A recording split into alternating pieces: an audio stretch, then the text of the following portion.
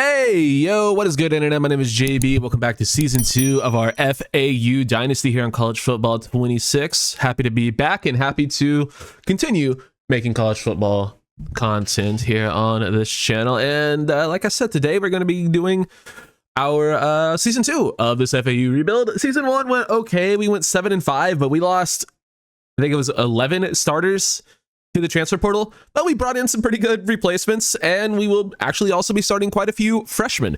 So let's meet the squad real quick. It's in a spot. That's what I can say. It's in a spot. We're up from a 69 overall to a 79 overall. Nice. And as you can see, we brought in some very talented players in the portal. Our top, I think, everyone on the screen except for Richardson and Platt that you can see are all transfers. So yeah, we did very well in the transfer portal. But problems do arise very quickly as we go position by position. At quarterback, we have Bruce Muhammad, who is a true freshman. He is the best quarterback on the roster. Got some pretty good athleticism to him, and he has the strongest arm on the team. Problem is, well, he's a true freshman dual threat, so his accuracy is pretty terrible, but he's solid. He's got a lot of upside. He has uncapped throw power and pretty damn high, caps for accuracy. So he can get a lot more accurate, but the problem is he's maxed out in terms of elusiveness. Thankfully, he is very elusive already, and he's almost maxed out in terms of quickness. But, we can get him a little bit better. Is he a 4-year starter? I'm not sure about that. Is he going to be the starter this year? Yes. Is he going to be the starter next year? I'm not sure. We'll see what ends up happening there. Jordan Magwood is a pretty good player as well. He's a true freshman on this team in the base roster, and his accuracy is maxed out, but he has pretty uncapped throw power. He's basically the opposite, where his accuracy is never going to be great, but his throw power and his everything else can be pretty good. So maybe we have something with him. He's only a redshirt freshman. I mean, we might end up getting a look at him just based on accuracy if Muhammad does struggle. We'll see what happens. And then Carson Creever is here to break glass in case of emergency. He's basically a player coach. He's real smart, but he's a redshirt junior. It was a 62 overall. So yeah, he's seeing the field. We are in trouble. At running back, Jamari Sands returns for his redshirt junior season. He's up to an 82 overall, and I upgraded his IQ stat quite a bit, so hopefully he won't just run into the back of our offensive lineman as much. But yeah, he's a very good athlete, very good receiving back, just a really good overall player. We also returned Xavier Terrell, who played quite a bit for us, and then we brought Ty Clark in the portal to give us a nice little power option, or more of a power option compared to the other two guys. True freshman John Swope probably won't play too much, and then Ethan Irvin is on the team. At receiver, we bring in Ja'Cory Barney Jr. He was our big portal ad, one of our big portal ads, former Nebraska receiver in real life. And he is a freak, 89 overall, only a true junior. So there's a chance we're able to retain his services. We need to get our play style up a little bit, which with our weapons, I'm assuming it's going to be either receptions or receiving yards, and our offensive playbook, throwing the ball a ton. Should hopefully be able to get that up. But yeah, he is incredibly good, elusive route runner, got great speed, bunch of silver abilities, and fantastic catching stats and route running. He's an awesome player. We'll hopefully dominate in the slot, much like Ethan Messer did last year. And we also brought in this guy, though, Jeremiah McClellan from Oregon. He's a redshirt sophomore, 84 overall, 92 speed, 97 acceleration. I want to say he is a little bit more uncapped. His route running is already maxed out, but he can certainly upgrade his hands a lot more. So he's a very good player. So you have a couple of very good transfer portal receivers. Ja'Shawn Platt is just a pretty good deep threat. And then we have the prize of our first high school recruiting class, Vince Yates, 5-star. Just top 10 player in the nation that went completely unrecruited. He has virtually no skill caps. He's going to have to play as a freshman. I just need to get this guy on the field, so he'll play a lot. Asad Wasim is just a great role player to have, another just burner in terms of speed. So we have 5 very good receivers and a couple of depth options down the board. At tight end, we brought in Jelani Thurman from Ohio State out of the portal, and he's a 91 overall. That's pretty good. That's a pretty high overall. He was an 84 overall, just out of the portal, and he had I think it was 15 or 18 points to spend, something like that. So even before training results, we were able to get him up to an 85, 86 overall, and then we just maxed out his hands, and yeah, he's really good. He's really good. One of the highest overall players on the team, and he's a beast. Offensive line is okay. Daughtry Richardson took a huge leap up from his junior season now into his senior season, 87 overall. Could be a fringe draft guy. probably not at an 87, but would always be nice to get players drafted. We have some other, options behind him. EJ Tolo was a transfer guy. Forget where. Will it tell us where if we look at stats? New Mexico State is where he transferred in from, but he'll be a starting guard for us. Braden Cunningham returns. I don't think he started last year, but he will play it this year. Julius Tate was another transfer player that we brought in to start at the other guard spot. So a lot of moving pieces on the interior. Don't know where he transferred in from. The world may never know. If someone wants to go back and watch the last video to find out, by all means, be my guest. And then Carson Osmus will be our starting right tackle. 75 overall, redshirt sophomore. Hopefully he continues to develop well. And we do still have some pretty okay depth behind him, and a couple of true freshmen who are going to be rocking redshirts. Quincy Quineku looks to be a potential starter in the future as well with the Impact Dev, so that's always nice to have. Off the edge, Wilkie Deneau returns for his true redshirt junior season. Was our best pass rusher last year, had an interception for us as well, so hopefully he continues to play well for us. Eric Brantley took a big jump up in overall. He's going to be a rotational guy for us. Gavinch Marcellin, he's a 76 overall, the best athlete we have off the edge, but not really. Honestly, he's just kind of fine. He has quick jump.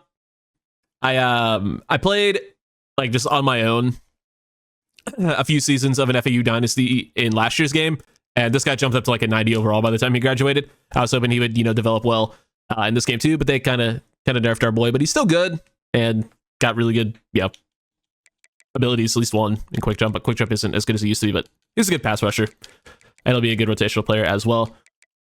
Ben Angel, 3-star freshman, will be rocking a redshirt year, but we got some good depth here. Josh Roberts is okay. He might rotate in. Ty Cool and Ty Clean.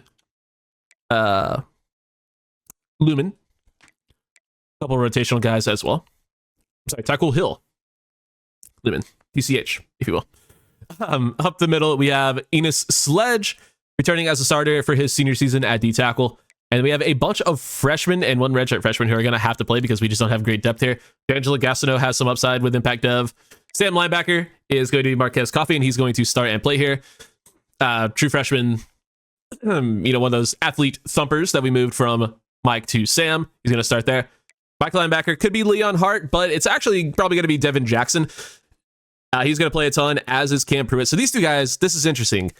They were guys I added in week 4 of 4 out of the transfer portal, and they both committed to UNLV in week 4, but it was one of those things where you simulate a week into the season and they're on my roster, so I'm not going to complain. Devin Jackson is a freak. He's up to an 88 overall, incredible athlete. He's going to play playing our sub linebacker and actual starting in the depth chart at Mike linebacker. He's just really good. Senior, could end up getting drafted. And then Cam Pruitt is another guy who's just a really good athlete. He's only a redshirt freshman and he's an 82 overall, so he could end up being a monster for us. Charquez Lee's good depth, as is Robert Lee.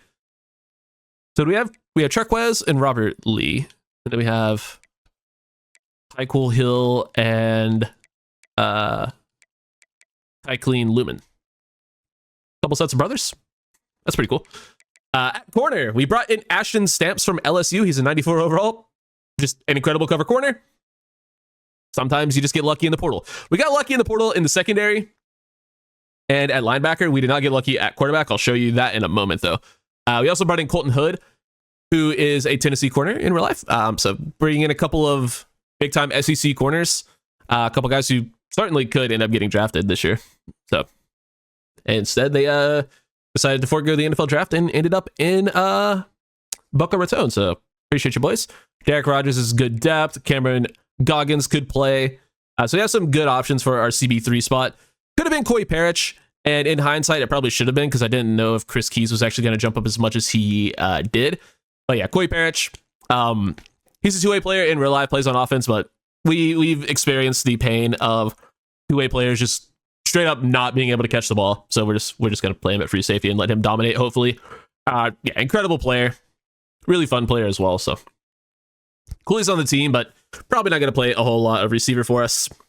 If I can line him up at receiver as a safety, I will probably end up doing that, at least some, but I don't think you can as a safety, which I think is stupid. You should just be able to do it with any secondary position, but I guess it could be cheesy, but like, who cares if they're going to be bug to not be able to catch anyway. But yeah, Chris Keys is a pretty solid player as well. He, I think, is actually our starting slot corner at the moment. So see if that ends up changing, but he's a good player. Kyle Boyston could also play some nickel for us. He's a redshirt sophomore, pretty good player. Mike Wright is pretty good. And then at strong safety, Masai Delome. He's one of those guys that just always ends up in the portal, and he has a really good depth trait, and he just jumps up a ton in overall. True sophomore is an 88 at strong safety. It's pretty fucking good. So yeah, he's a monster. Could see him moving to corner next year. So yeah, he's just kind of a freak. Really good player. Jaden Sweeney's solid, and then Damon Allen is good depth. At kicker, we have an 80 overall true freshman, Ronell Hurd, and then at punter, we have a 78 overall elite dev true freshman, Jimmy Branham. So we did pretty well there. And I did mention quarterback. So we went after a couple of guys, Tavian St. Clair and Austin Mack from Bama. Went after a couple of super high-end potential transfer guys. And St. Clair, we dropped out on the race because we thought we would have a better chance at Mac, and that was the right call. But go ahead and see St. Clair ended up at Tulane, and he's a pretty good player. He's going to take the starting job of Caden Samansa, so he's going to be in conference, and having to deal with that is pretty annoying when he could have been on our team. But the more annoying one is if we head down to Washington. Devin Dampier and Austin Mack are on the same team. It's very annoying that Austin Mack would choose to go be a backup when he could have come to our school and been an easy starter, and it would have been great. They also have Demarcus Davis. So they got 3 transfer portal quarterbacks. We didn't go after Davis, but yeah, it's pretty annoying that all 3 of these guys are on the same team. Or Dash Beerley. I mean, I guess we could look at him in the portal next year potentially, but yeah, pretty dumb. 98 throw power, 90 short and medium, 80 deep. Yeah, I wouldn't have wanted that on our team. No, that would have been just a horrible player to get on our team. Man, how annoying is that? He wanted to go be a backup in Washington. Good decision, bro. Good decision. This game sucks. But that being said, we'll go ahead and go over recruiting real quick as well. It's going to be another interesting year where we're not really able to recruit as much as I want to, or as, you know, the way I really want to because of our hours, but we are going after a few 4-stars. We weren't really able to get any 5-stars to have interest in us over the week, but Glenn Longacre could be another guy at receiver. 4-star Jim. He is a physical route runner archetype with 90 speed, 89 excel, 86 spec catch, and pretty good route running. Just a very good player, and I would be happy to have him on the team. Jill Horan is a 4-star dual threat QB with 92 throw power, pretty good accuracy, and a great athlete. So we're throwing 50 on him as well. This is going to be a harder one to win, but we're going to try. I think we have a real shot at Longacre. It's just Colorado who we have to worry about, so we'll see what ends up happening there. Miles Dozier is a 6'6 physical route running tight end, so going to go after him as well. And then this guy, Jim Sherwood. I don't think I've ever wanted a player more. He's an athlete thumper middle linebacker, which you already know is one of the best archetypes in the entire game. These guys are always insane. And we managed to find a Jim who's being at least a little bit under recruited. Georgia Tech wants him. That's going to be a hard school to beat, but we are going to try because this player looks incredible. 90 speed, 91 excel, 82 strength, 85 tackle. Hit power and pursuit are pretty good as well in mid-70s, and he's good in zone coverage as well. Has fan favorite, the natural, and road dog already. We need to get this player on our team. He's disgusting. And there's another pretty good thumper linebacker here, Tremaine Johns, who we're also putting quite a bit of points on as well. And Georgia Tech also wants him. All right, Georgia Tech are the ops this year, it appears. But yeah, just a quick overview of the players. At some point, it just drops down to some 3-stars. We're just trying to get in the race on the positions of need, like D-tackle. Interior O-line is always going to be a need. O-line in general is just, you always want to make sure you're bringing in guys at the position, because if you can never find someone with a really good depth trait, you want them on your team. So yeah, that's how things are set up right now. Obviously subject to change as the year goes on.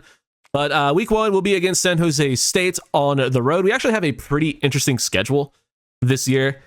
I had to change quite a few things about it. So we start off at San Jose State, then we go on the road at Purdue. Then we have our rivalry game against FIU week 3, which is actually pretty annoying that it's always week 3. I guess it's set to be week 3. I would love to be able to do that later in the season as we get further into this, because rivalry games are so good for visits, especially once we're just way better than FIU. They slaughtered us last year, so we need to get our revenge. But yeah, that is the home game that we get a bye week for, and then we're home for our conference opener against Memphis and Tulsa. We were at home for the first 5 games of the regular season, so I changed these 2 to be road games, and then I changed. Then we had one other game down here that wasn't a conference game besides USC, but yeah, we were 5 games in a row at home, which felt weird, but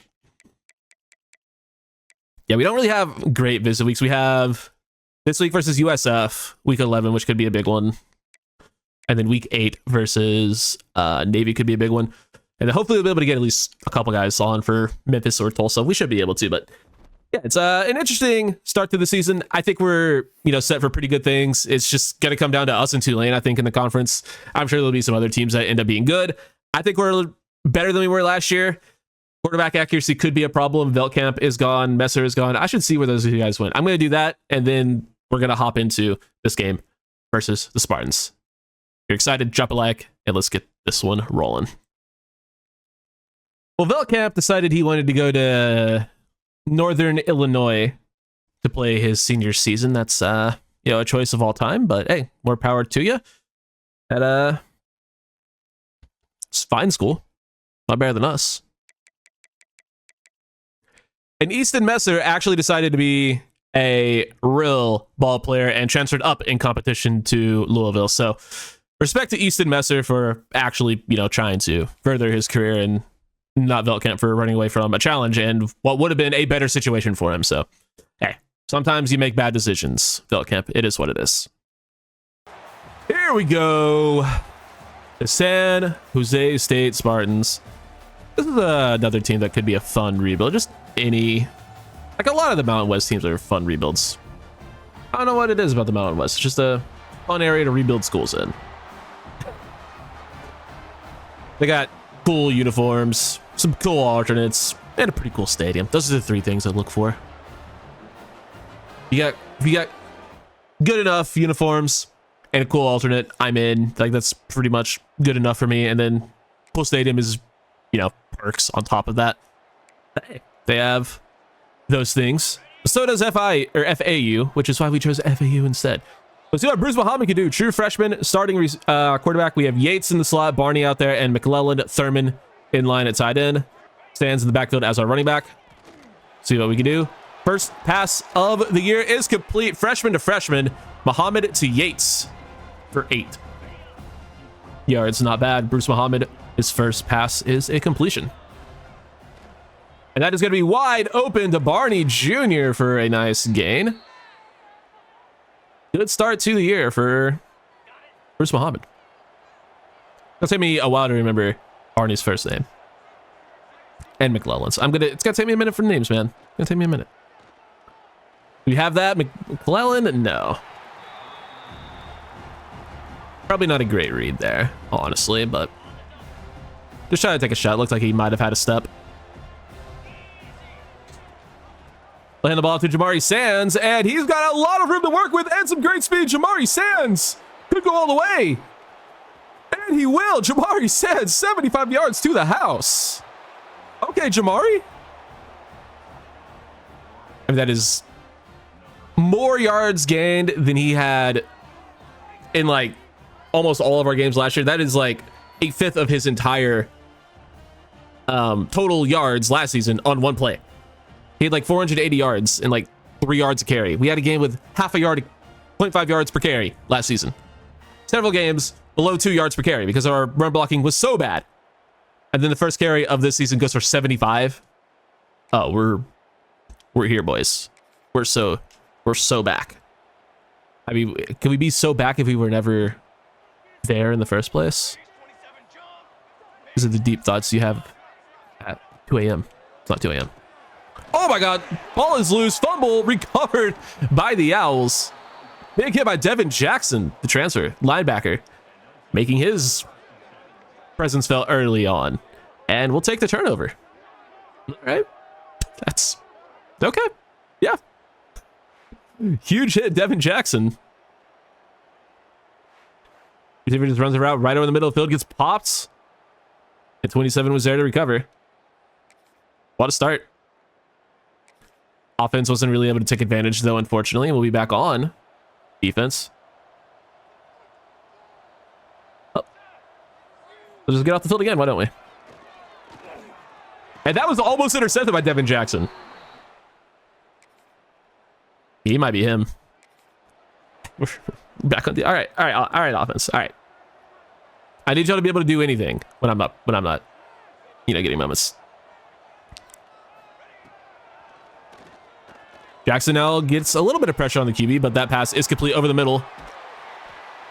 And Parrish and one of our corners, Hood or Stamps there, gets beat. Don't like that when two of our highest overall players on the entire team are getting punked by San Jose State. Not a good look, believe it or not. Pass complete out of the backfield to the running back. Good tackle made by Jackson.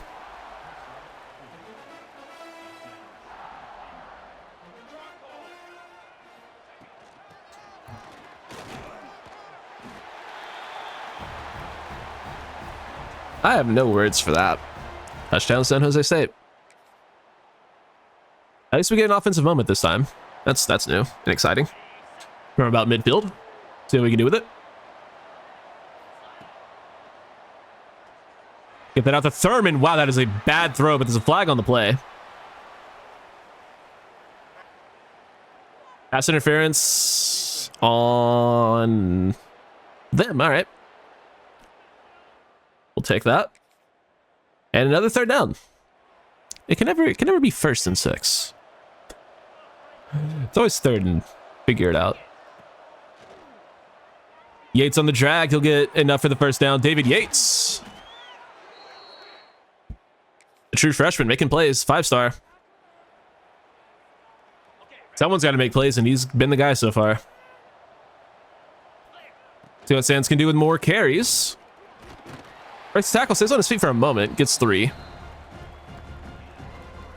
6 carries for 90 yards. He's having a pretty good start to the game, I would say.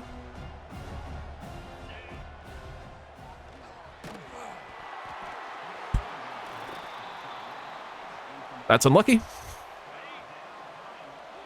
Try a little bit of a speed option. We didn't really run a lot of these last year with Veldkamp because he's slow, but Muhammad isn't as slow. He'll keep it. Only gets 3. Let's see what our kicker can do. Renell Hurd. True freshman, 80 overall. Hits it right in the hands of Allstate. Target practice. Bro drilled it. Burrow was the guy who got the fumble recovery earlier, as we can see with his jersey number. What is happening there? The running back was like trying to tackle the quarterback, and then I guess they throw it right into my zone, which there's no one. The safety's not covering anyone. Why is he so far off the? I don't know. They cover grass, not players, in this game, and that will always frustrate me. Then we try man. We didn't spend all this NIL money on 2 superstar corners for them to just sit in zones. Make a play. QB rolls out. Gets a throwaway off. Some good coverage. Maybe we're a man team this year.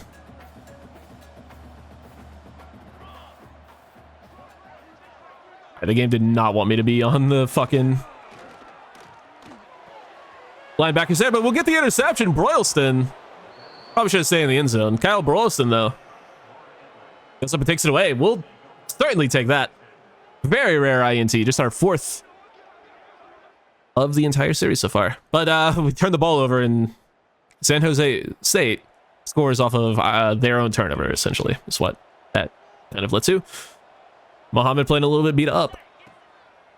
We'll get it out quick to Sands on the screen, though, and he should have an easy touchdown. Jamari Sands now has a receiving touchdown to go along with his big rushing touchdown.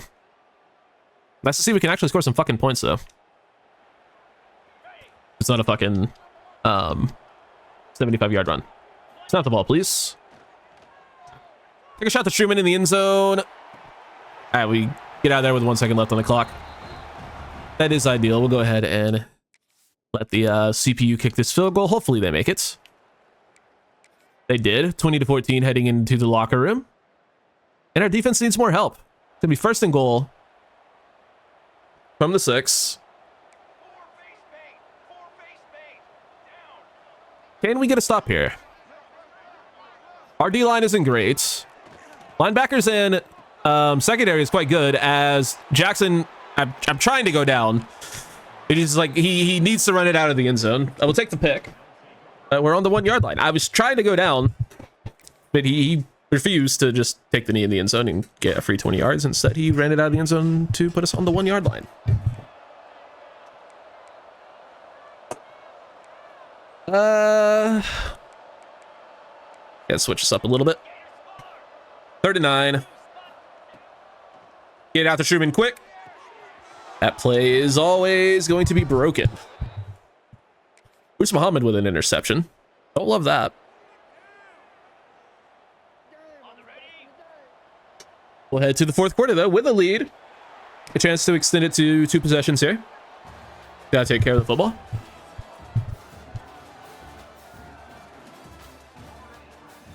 Run the ball around quite a bit. We love that. There's one thing about this playbook that we learned last year is that we will throw the ball a lot. We had several games last year where our quarterback had 40 pass attempts, which honestly probably isn't the game, the style of game that Bruce Muhammad should be playing, but he is, and he's he's doing his best. As we lose 6 on the screen, because it did not end up blocked. Well, wow.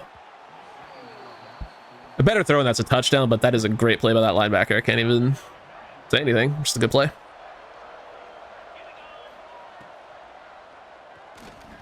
We'll take the check down to Ja'Cory there. Ja'Cory Barney. I wanted to say Burnett for some reason, but I knew that was wrong. We'll go up 23-14, 23-17 now, as San Jose State answers our field goal with a field goal of their own. Back on offense now, 3rd and 4. Good throw with anticipation. I wasn't sure what button was who. That wasn't the guy I really wanted to go to, but it ended up working. Ja'Cory Barney again. Barney. That's going to happen a lot, isn't it? Probably.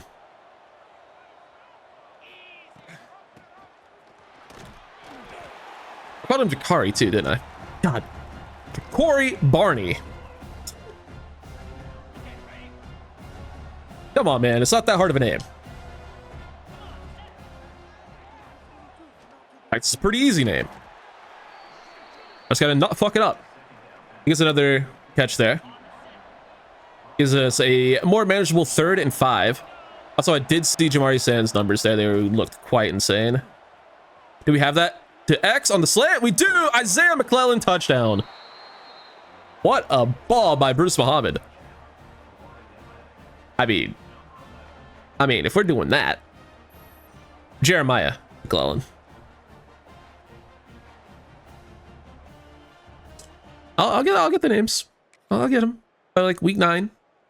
I'll get them. Jeremiah McClellan touchdown. Makes it 31-17. Still 2 minutes, a little over 2 minutes to go in this game. 4th and 5 for San Jose State. If he's going to roll out, he's probably going to have this because no one's there to cover it. And then we'll get the first down. You just gotta have someone get there. I don't know. We're going to press here on 4th and 18.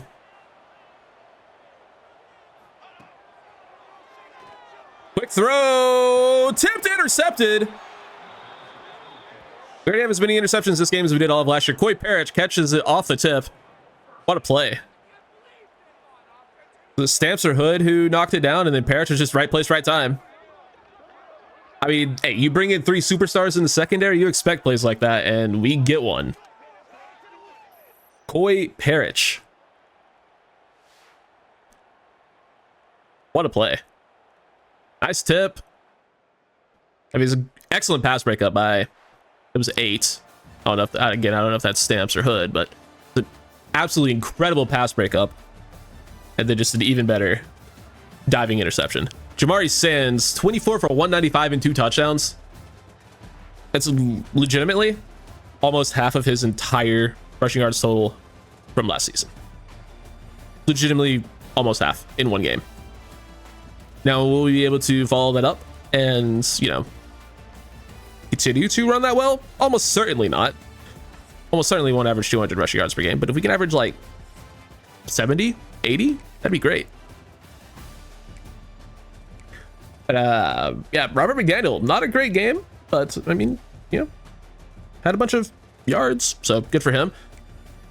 Muhammad was okay in his debut, 22 of 40 for 266 yards, 2 touchdowns and a pick. Sands, we already saw his numbers, just absolutely incredible. 8.1 yards per carry. That's absolutely phenomenal. McClellan goes 6 for 95 in the touchdown. Barney had 6 for 69. Good game from Jelani Thurman as well. Good game from Vince Yates, and then a receiving touchdown for Sands, even though he had -2 yards. We'll take it though. O-line was okay, except for our best one by a mile. Daughtry Richardson gave up a sack. Come on, brother man. And then defensively had a few TFLs, including 1.5 sacks for Gavinch Marcellin, 1 for Cam Pruitt, and half for Enos Sledge. And then picks for Coy Parrish, Devin Jackson, and Kyle Boylston. I mean, hey, we are halfway to our running backs rushing our total from last season in one game, and we've already tied our interceptions for all of last season in one game. I'd say we're off to a pretty damn good start. I'd say we're looking pretty good. Now, a lot can change. So much can change. So much can change. But for right now, through 1 week, I think we're the best team in the world. Bring us Kansas City. Got a lot of work to do in terms of actually recruiting these players, but we'll see if we can. And we get American Defensive Player of the Week for Devin Jackson. He had an incredible game. Forced fumble and the interception and a deflection in there too, I guess. What a game.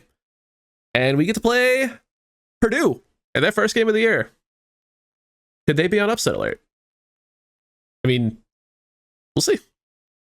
We do get some pretty insane news out of recruiting, though. Glenn Longacre already into his top 5 and has 2 pretty good hard sells for us. This is either Locked In, which is going to be a B+, A+, C-, easily worth a hard sell, or Campus Personality, which is even better, A+, B+. So either way, we are totally stoked on getting him involved. And we need to get him on a visit sooner rather than later, I would say. So we need to find 10 hours somewhere, but that shouldn't really be a problem. We should be able to do that relatively easily. I don't think we're going to get Bernard Carr.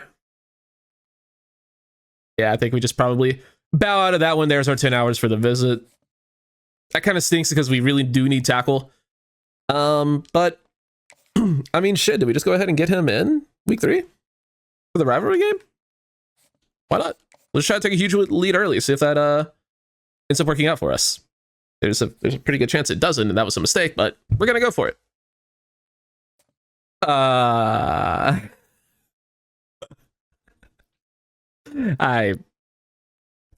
This guy's name is Henry Derrick. That's all. All right, week 2 versus Purdue. I mean, we're better overall, but overall is so skewed in this game because there's so many like 50 overalls on every team that it just drags down overall. So I'd say they're probably actually close to being on par with us in terms of overall.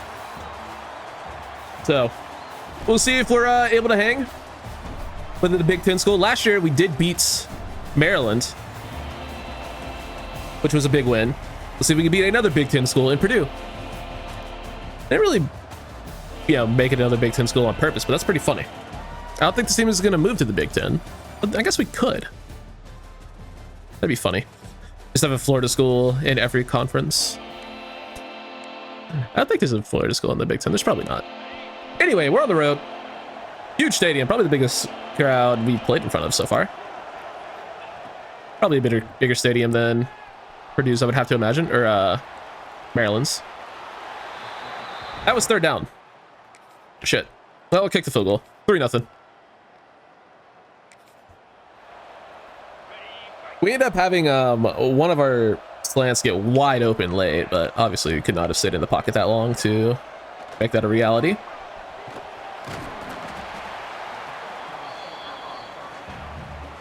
Check down gets a few there for the Boilermakers. I want to use their Koi Parrish a little bit. See if we can make a play happen.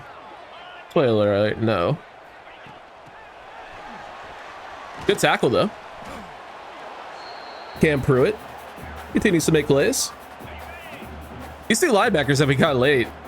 Jackson and Pruitt. Jackson Pruitt. Is that a baseball player? Looks like a baseball player name. Anyway, touchdown. They've been playmakers so far. Unfortunately, didn't look great there. We do have the ball in the red zone. It's actually first down this time. And not third. So we'll see if we can find some points here. Sands gets a few. 7 for 76. Oh my god. Jamari Sands. He's here, man. He's him. He's playing super well. We'll give him the ball one more time.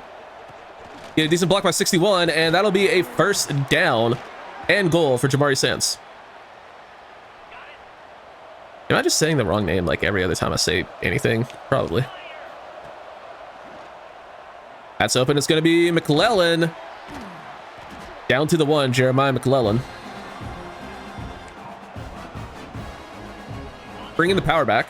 Actually, it's going to be Sands getting the carry. That's even better, honestly. Sands finds the end zone again. Jamari Sands. Have yourself a season, brother. And we missed the PAC. Why?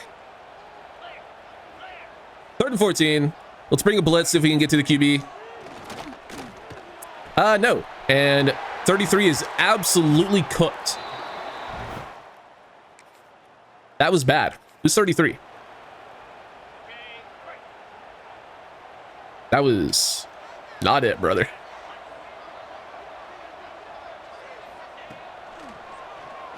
Slants. I'm right there, dude. Let me have a chance. I'm spamming Y. I am spamming Y. I feel like it was actually pretty good coverage, and it was just like, nah. It's like, no, it wasn't actually. Like, okay, yeah, you're right. Another run. Good tackle.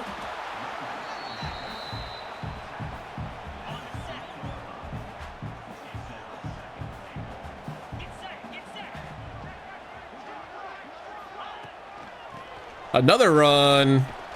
Big play off the edge. Injured Purdue O lineman. Messiah Delhomme is 33. That's who I thought it was. He got absolutely cooked on that big play, but makes up for it there at least a little bit.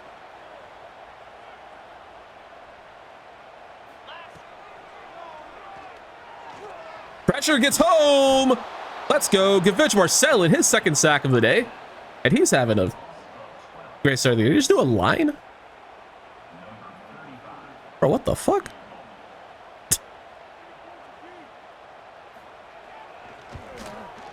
And we're up by a point. Weird game. Weird game. All right, here we go. We get back ahead. 3rd and 7 once again. Long 3rd down. See what we got on the road. Pressure got in immediately, and that slant is unfortunately incomplete. But we do have ourselves another 3rd down opportunity from about the same spot on the field. Our tight end here, it's going to be Thurman. Lonnie Thurman's going to be 4th and inches. I mean, this is a clear go for it spot.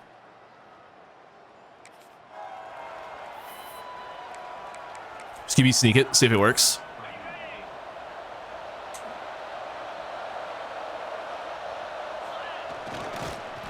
We didn't get that. Okay.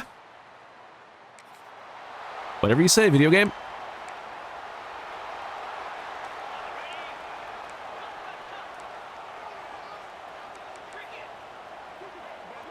I disagree. But what do I know? Wow. All right. Okay.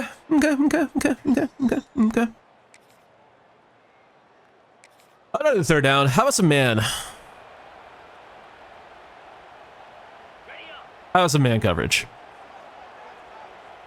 Just what the doctor ordered.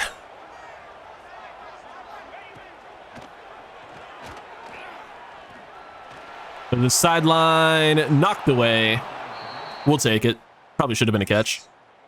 13-9 heading into the third quarter.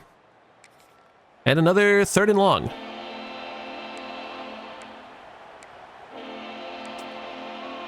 Where are we at on the field? Potentially 4-down territory. We'll see what happens.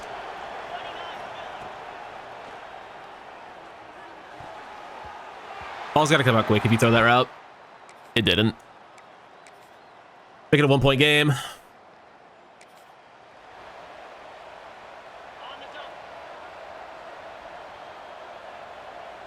Third and 6. This looks like a run. It's not. But it is pressure getting home and another sack for the defense. Enos Sledge brings down the Boilermaker QB. And they'll get another field goal, making it a 16-12 score, which is just a weird score. Don't want to risk hitting the kicker. We're not getting the block there, let's be real.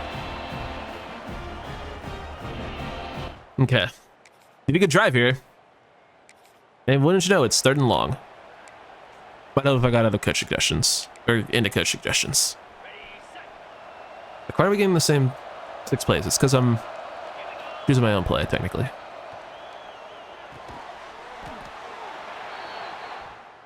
We go. We don't go. I tried to hurry up. Thought we could break a tackle there, get the run out of the catch, but we couldn't, clearly.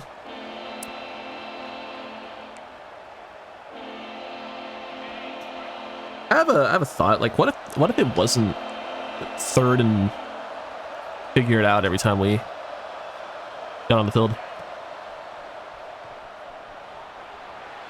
Come back to it. It's a bad throw. But there's nothing there. Guess we'll punt.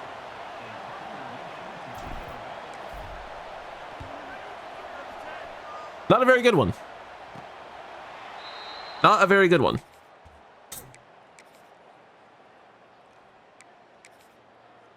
Alright. Somehow we're back on offense. I don't really know what's going on. Guess we gotta stop. 2.5 minutes to go. Still plenty of time. Just gotta get something going on offense.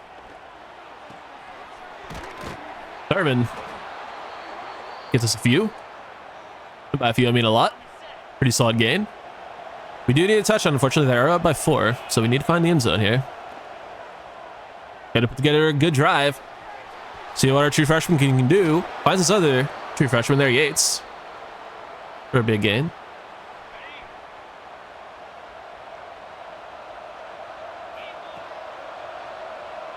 Might just be a lot of Jelani Thurman on this drive. You know, a big fan of throwing through the tight end, especially when they're a mismatch.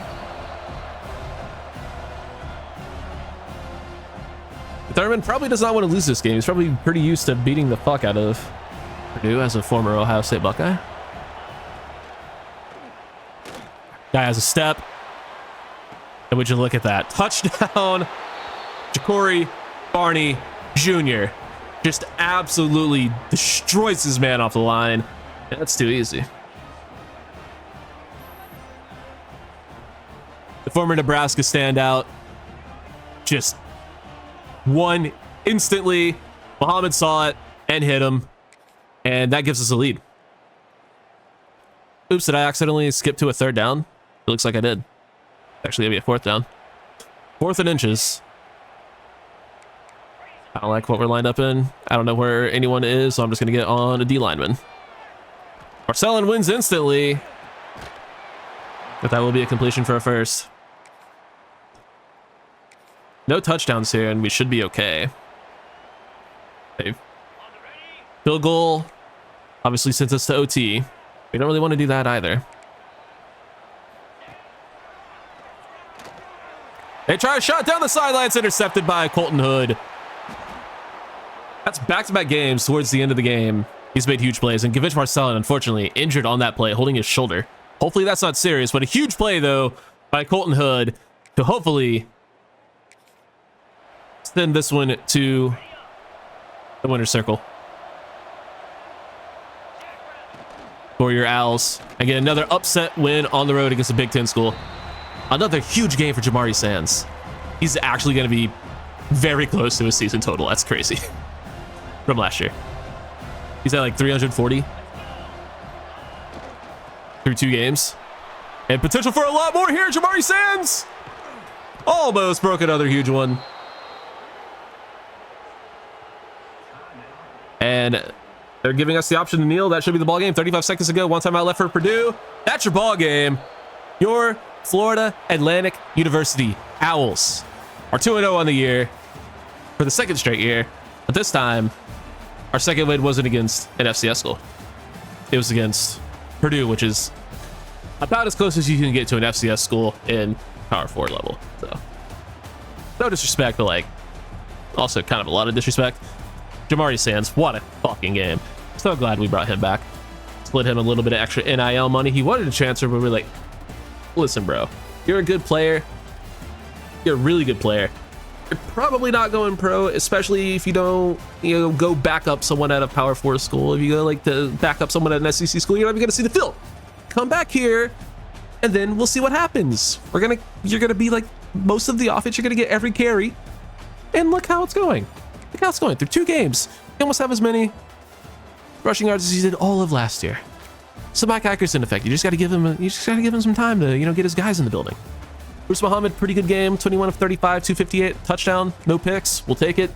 Sands, again, incredible game. Receiving 7 of 79 for Jelani Thurman, 7 for 80 for Jeremiah McClellan, 4 for 81, and a touchdown for Ja'Cory Barney Jr. Vince Yates had a couple catches. I call him David Yates. Definitely called him David Yates. That's an actor, I think. Vince Yates. Jamari Sands with the catch as well. O-line did their thing. Carson Osmus gives up the sack, but it's only one. Gavinch Marcellin. Thankfully, we don't see the injury thing there, so it looks like he'll be fine. 4 TFLs and 4 sacks. That's already more sacks than we had last year. That's 4 sacks is the amount that Wilkie Deneau led the team with last season. And we have it in week 2. Enos Sledge, looking good. Colton Hood with an interception. Already beat that total from last year as well. This is just a completely different team. Sliders have not changed, by the way. Just still on Heisman difficulty. I'm using the MAT 10 sliders, MATT, the number 10. You'll find them. Operation Support sliders. Those are the ones I'm using. I tweak them a little bit. I take our run and pass blocking from 50 to 53, and I turn his interceptions down a little bit for the CPU. Those are the only things I change. So pretty much just, the actual smart people sliders tweaked ever so slightly. So no reason for our run blocking to get that much better other than just getting better players. Because I'm sure 53 is such a difference. But that's what it was all of last season. We were getting 1.8 yards per carry every week. So I don't know, nothing changed, essentially. That's what I'm getting at. But yeah, week 3, FAU versus FIU. 2-0. Shula Bowl. Should be a fun one. As Georgia Southern upset Clemson. Fucking law. So on top of this, of course, being a rivalry game, we also made the choice to get Glenn Longacre on campus for this one, just because why the hell not? So we could just run away with the recruitment early. We found out his thing is clocked in. So yeah, he's on campus for the rivalry game. This has to be a win. Just simply has to be a win. We're so much better than this team. They beat the hell out of us last year. We got to beat the hell out of them this year. And we're going to rock the Reds to do it. Let's go. Oh my god, it looks even better with the red helmet. Even better. All red. All the time. Let's fucking go. Is that a home opener? It is our home opener, duh. Because we did have 5 straight home games, and instead we had just 3 in a row. But yeah, this has to be a win.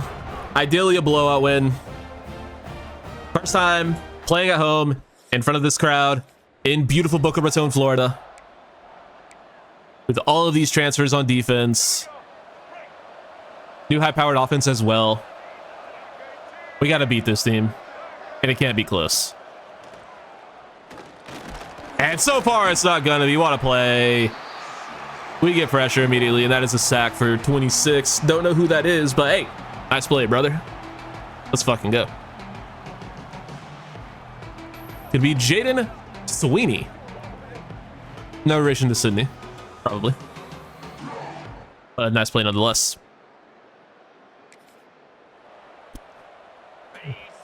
What a fucking dumb thing to say. Anyway, get the ball in Jamari's hands. He'll get the first down on 3rd and inches.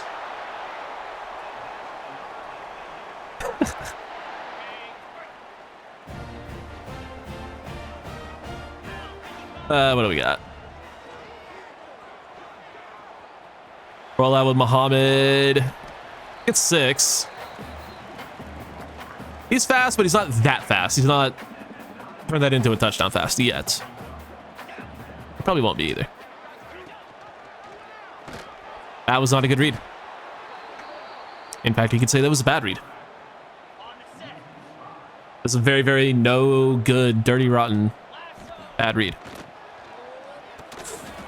Barney had a touchdown, but it is bad at the line.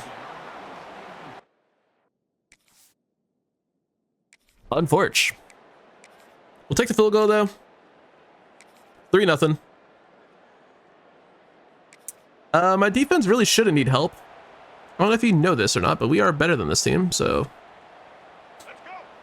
how about we don't let them inside the 5-yard line?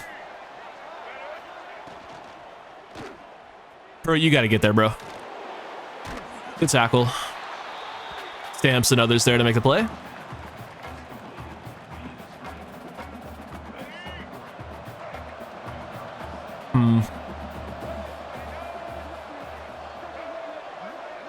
And good tackle, Cam Pruitt gets a little bit of help on the back end there.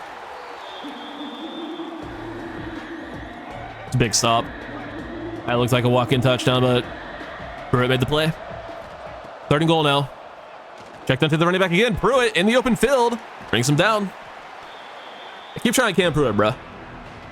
Unfortunately, probably knocked him into makeable range on the road. It is far right hash. Could miss. Fucking miss it, idiot. He did. Let's go. This game sucks. This game sucks. Offense, please. I beg you, do something.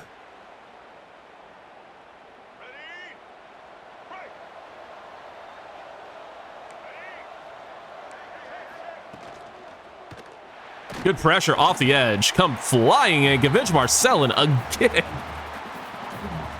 He's having a fucking incredible start to the season.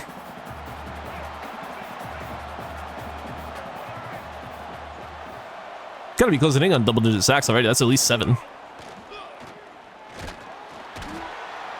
There's another one. This is gonna be Enos, last name.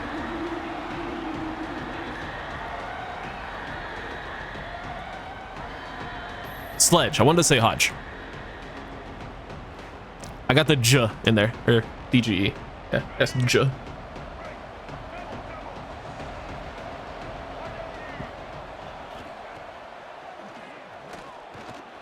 Check down on 3rd and 23. But unfortunately, this is a makeable kick, so this one will go in and it will be a tie game. Or not. That's good too. We'll take that as well. Now, how about we do something on offense? I'll at least take a moment. Finally get a moment. 3rd and 6. Thurman absolutely torches off the line. He's a mismatch for this level of competition. Don't like the interception. Really don't like the interception, Bruce. You know what? We're gonna make you run the ball as punishment. We're gonna give you a chance to score a touchdown as punishment. Touchdown, Bruce Muhammad. about a reverse? How about a reverse? We have a minute to go in the half. Let's get a little bit weird.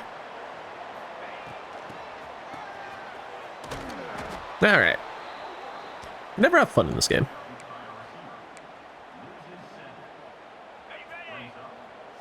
Is it possible for trick plays to even work in this game? I don't think it is. Thurman, try to hurdle a guy. Use one of our timeouts. We have 3 of them. Didn't quite get the first there. We could run the ball, but we're not gonna. Thurman got bumped there. That wasn't Thurman.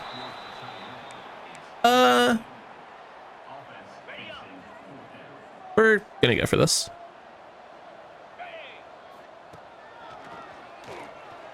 Thurman makes the catch.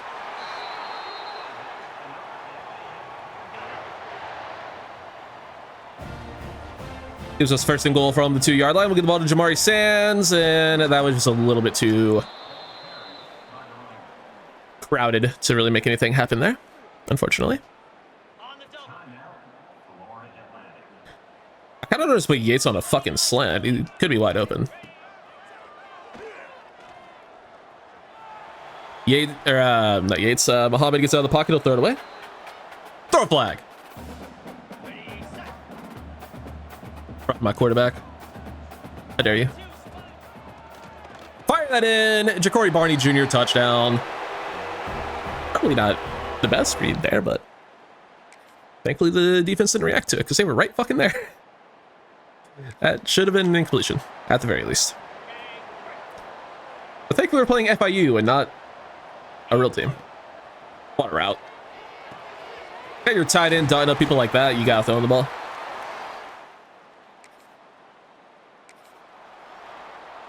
Great route by Jelani Thurman.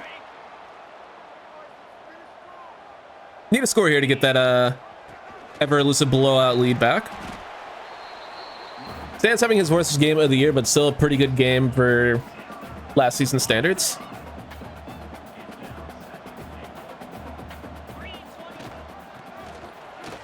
And there's a touchdown for Jamari Sands.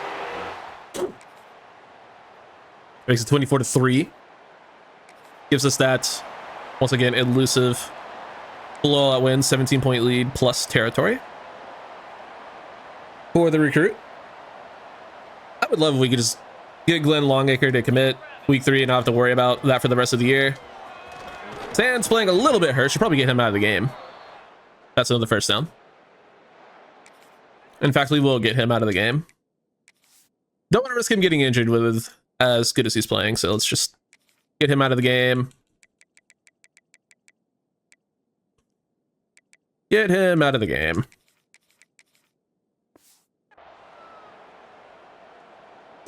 Not risking no stinking injuries. He says as he recklessly runs with his quarterback. Spin move, Bruce Muhammad down at the 1.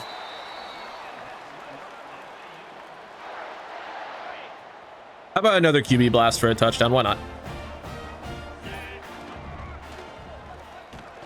I mean, hey, that's good for us. Never mind.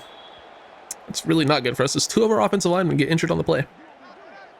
It keeps the clock running, at least.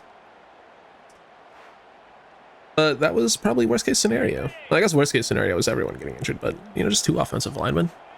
Yeah, those guys grow on trees. We'll be fine. Touchdown, Jelani Thurman. Nope. Whoever our backup tight end, whatever his name is, number 13, got the touchdown chain. Martavius Collins is the recipient of that touchdown, 31-3. They're gonna go for it on 4th and 2. Let's just pin our ears back and fucking get in the backfield and make them regret going for this. Or not. You know, I said Messiah alone might end up moving to corner. Yeah, that's not happening. He sucks in man coverage. Like, he's real not good in man coverage. Huge recovery.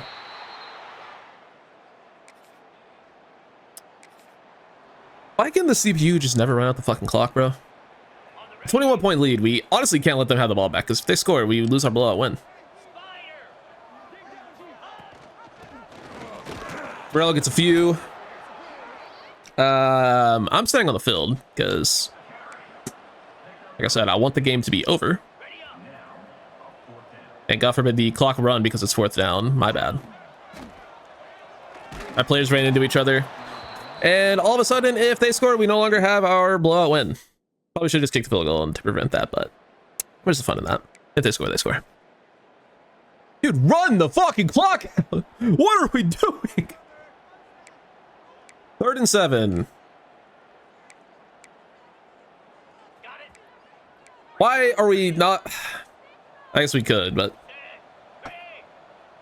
I'm going to sit here for 20 seconds because the game pops me in when the clock should have just ran out and we shouldn't be having to do this. You know what? It's fine. It's fine. It's fine. It's fine. It's fine. The game would end. Why would we jump in? I want the game to be over, but I'm snapping the ball because I'm fucking degenerate. And I want to throw a pick 6 and lose my blowout win. I'll take an incompletion. And just like that, we are now 1-1 in the Shula Bowl in this series. Let's go. As Bruce Muhammad is your player of the game with 234 yards passing and 3 touchdowns. And would have had a completion percentage over 63% if we did not throw that ball on the last play of the game for no reason. But it was fun, so fuck it. Good enough game. Rushing 19 for 96 and a touchdown for Jamari Sands. Still a pretty good game. And I would not be surprised if he is officially over his season total from last year. 6 for 60 for Thurman. 6 for 79 for McClellan. 5 for 62 and a touchdown for Barney. Touchdown for Martavius Collins as well. Yates and Sands also contributing as receivers. Few sacks given up in this one. How about we don't do that? I can talk, boys. All on TFLs. Pruitt and Marcellin with 2. 1 for a bunch of other dudes. Sacks for Sledge, Brantley, Marcellin, and half for Sweeney and Deneau. No picks here today, but when we're dominating like we were, do we even need them? What a performance by the defense. Our defense is legit. And I love building a defense. Yeah, it's my favorite. Having 6 defensive players is so fun. Let's see what ends up happening with this receiver. Will we just get him outright? Week 3. A week 4 commit. Did we get it? We do not. But we are into his top 3. First on a few other guys. Into some top 5s. I believe we saw the linebacker. Different linebacker. Both linebackers. Well, would you look at that fucking beautiful setup for a visit. That's fantastic. And we have a bye week. Well, we got a lot of stuff to figure out, so let's do that. All right, we got some visits set up for both of the linebackers, which should end up being massive. And we are unfortunately missing a couple of players in terms of their, whatever it's called, deal breakers. But in better news, Glenn Longacre is committed to be a Florida Atlantic Owl. Hell yeah. Big time 4-star receiver, gem, good athlete. We'd love to see that. And we're getting there on Ezekiel Atwell as well. Not bad, not bad. And how are we doing here? Gastineau is in his top 8. Beautiful. And Henry Derrick getting up there as well. So, have a lot of hours to work with. Longacre committing already is nice. We're looking good on Gerald Horan. Unfortunately, Ole Miss has discovered him. We've pulled away from Mississippi State. Auburn is getting back into it a little bit, but we're looking okay there. Gastineau would be a nice add. This guy likes receptions, so we need to get more of those, which I think is silly. I assume we would have a ton, but I guess we don't. Dozier, we're looking good on. Atwell, we could definitely put more hours on now. He likes proximity to home and program tradition, which is the same thing as one of the other guys. It's going to be hometown hero. So put 20 there. Should probably put a little bit more, honestly. Yeah, we have the hours. We should probably just hard sell that. Bless the menus in this game. Like you press one wrong button and you have to press like 4 fucking buttons to fix your one mistake. But yeah, I'll go ahead and hard sell that. Tackles are worth hard selling on, even at 3-star, I feel. Especially when we're not really going to have too many options there. Lorenzo Sherd. He's looking good. He's going to be on week 6 along with James Sherwood. So Shared and Sherwood. Nice duo there. We could definitely put more hours back on Tremaine Johns now that we have hours to work with. Someone had to drop a couple for us to get those visits going. Unfortunately, Juan Caesar doesn't like our playing style anymore, so that's annoying. Is he just gone? He might just be gone. We'll leave him here for a week, but I think he's just going to be going to A&M. He's just going to A&M. We have hours on him too, right? I guess we didn't. I guess I already gave him back, rather. So we have 55 hours to work with. Is there anyone we need to put more on at the moment? Guess we'll never know, because God forbid the fucking menus work. All right, you took a player off your fucking board. We're just going to freeze the entire fucking menu. Good luck, idiot. EA, by the way. Yeah, I think we're mostly okay. See if there's any 4-stars still being under recruited, or if we're just gonna have to hit the 3 stars hard for the rest of the year. Probably still a couple guys who are under recruited. In fact, there is a Mike linebacker being under recruited out in Stevens. Don't mind if I do. And a D tackle. Don't mind if I do. Definitely don't mind if I do. Safety. Don't mind if I do. Edge rusher. Pure power. I wouldn't mind getting one of these running backs. We definitely need to start looking at that position. And I didn't really talk about this in the video, but we got a talent developer as our offensive coordinator. He has the pipeline boost for running backs. I don't think any of these guys are going to be in our pipeline though, but at least not our running back. I didn't really pay too much attention to it. But yeah, no, they're not. I still wouldn't mind having Paul Matlock though. Elusive Bruce is always a good archetype to have. But then we run the issue of I really fucking want this guy. Jeffrey Morton, 6'6" gap specialist, and I kind of just want to put 50 hours on him. So that becomes an issue because we aren't really going to be able to do that. Daniel Demento is a fucking insane name, by the way. We have 40 hours to spread between 3 guys. I think we go 25 to Morton. 10 to Stevens, since we already have a couple other linebackers are going after, and then 5 to Demento.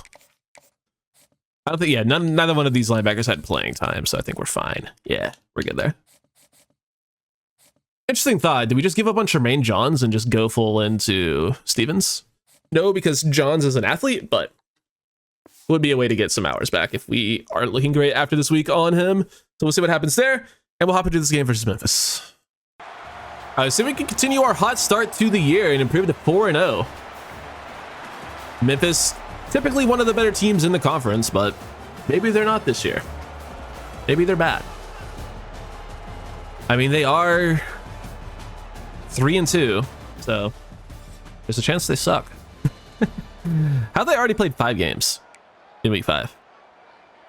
I guess they, had a bye week, or a week 1 game in all likelihood. Week 0 game is what I'm getting at. They had a week 0 game and we already had a bye week. That's how that happens.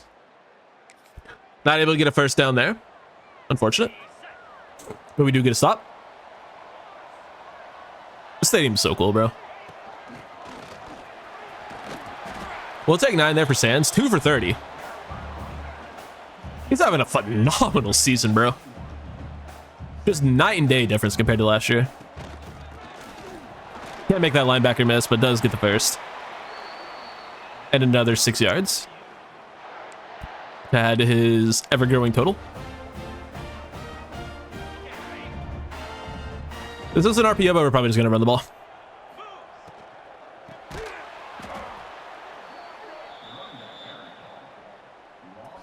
Well, we did just run the ball.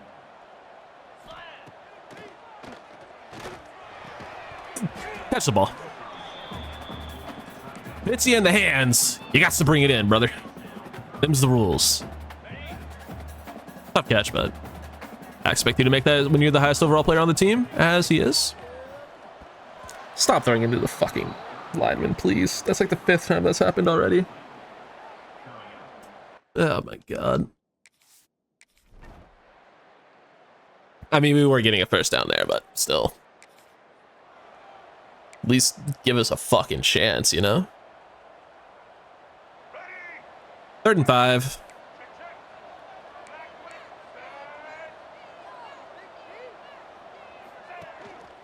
Hand off, up the middle. Good tackle by Pruitt. Has him up on the back end. We'll take it. Are they going to go for it? They are. And by it, I mean a field goal.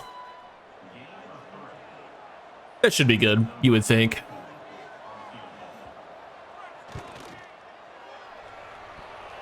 Right down the middle. Absolutely drilled. And how about a 3rd and 6 for the offense? Can we do anything about it? Stands open out of the backfield. Not a great throw, and he drops it. Yeah, gotta have a better throw there. I'm also pretty sick of options.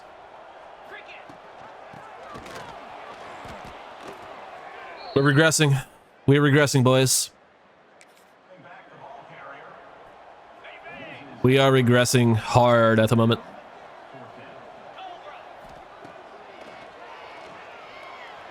Catch it? No. Oops. I just want to play defense, man. Give me some man coverage. Well, never mind, we're on the 4-yard line. Give me some zone coverage.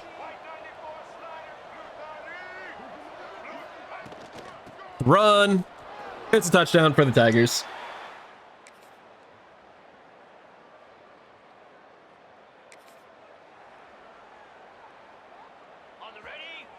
I need our offense to wake up, bro.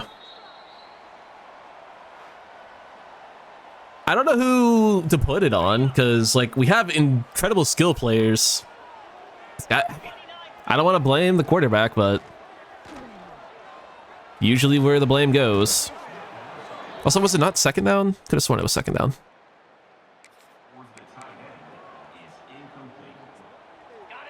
Could have sworn that was 2nd down.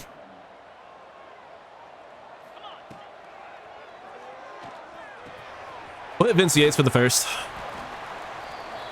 It's 53 yards passing in the first half. You gotta be better than that. But apparently they are only 2 of 4 passing on Memphis. I don't believe you.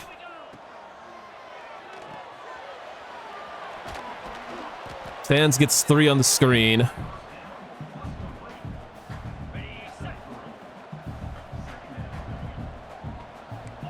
I would not mind making this a run. And it will work out well. Great block by, I'm not sure if that's the left guard or left tackle to come in and block the guy coming in from the backside of the play, but read worked out, touchdown, first Muhammad. Good read by the freshman. Make that play change and make the play. The Arrington Maiden at quarterback. In our mini series with Memphis last year, he was a pretty good player for us. Make it the first.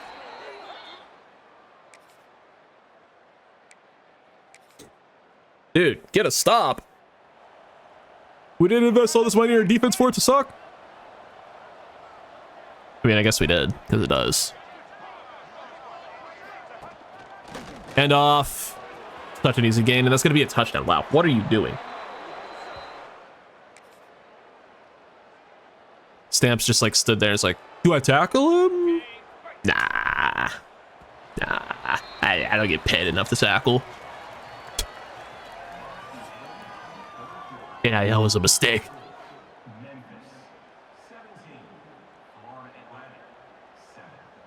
Getting killed on the ground. Sands isn't having a bad game, but just we're down by a lot. I mean, it's only a 10-point game. The game's not over. We just got to score.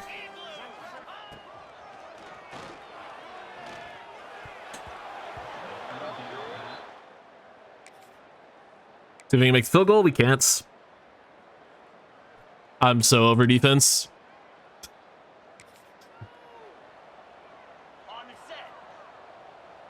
How are you on fire? You haven't done anything all game. I mean, you had the rushing touchdown. I guess that's something, but good throw there.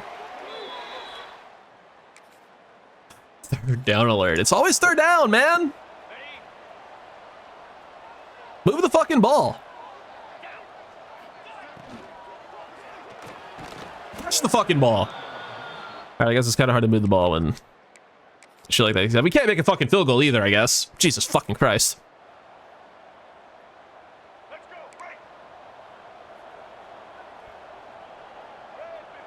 Can't do anything right, I guess. Madden's gonna keep it.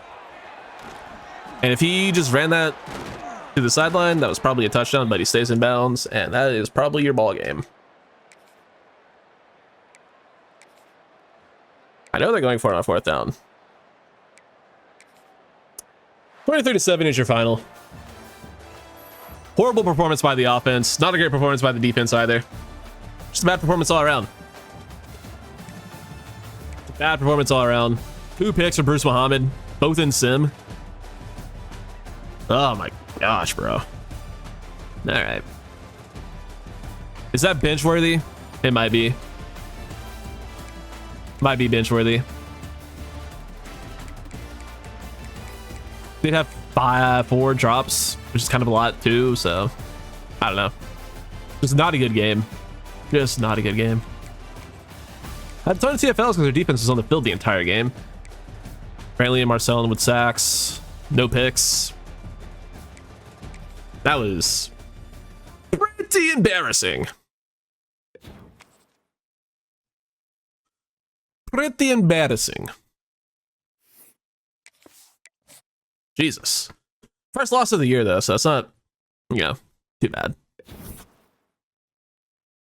Lorenzo Shared and James Sherwood both visiting this week. And then we get top 5 on Gerald Horn, the QB. That's big. We get some nice visit weeks going for him. I play 1-3 Tulsa this week. Come on, it's back. Figure out recruiting, and we'll hopefully win this one. All right, we got another pretty big recruiting week. A couple of very good linebackers on campus. We have visits set up for Horan and a tackle for a competitor or a complimentary visit there. We have Lorenzo Sherd and Sherwood both on campus for this game against Tulsa. I guess we're bringing the Hurricane to Florida. That's, you can't really do that, man. That's not, it's not okay. We don't like that here. But hopefully, you know, they the Hurricane ends up being like a category like 0.5 yards per carry. Oh man. The Golden Hurricane. So is it a piss hurricane?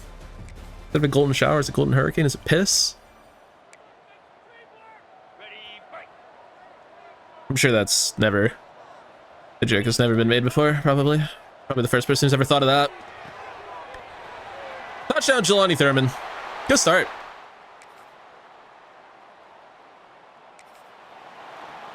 Seven nothing, and we're back on offense already too. Hell yeah. These are things we'd like to see. Get the ball to Sands. He'll get a nice gain of 7-ish. Ever since I learned, one of the things I did learn in my months of not uploading, since I learned that the IQ is why your running backs tend to run into the back of your lineman a lot. And I learned that upgrading IQ helps with that. Yeah. And a pretty noticeable difference. So I guess we'll kick the field goal. Because, you know, God forbid we get time to throw a drag. Ever. Back on offense. Beautiful. But would you look at that? It's third and long. It's always third and long. Never third and short. Except for when it is, which is like very rare. Let me go, let me go, let me go. Nope. There. Hey, it's letting me go. Is this a good idea? 4th and 4. From the 40 with a 10-point lead already? Fuck it.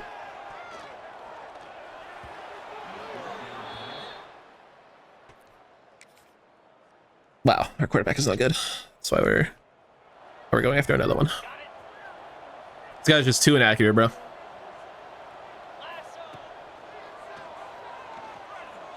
Good throw-ish. Jeremiah McClellan, first down. We'll take it.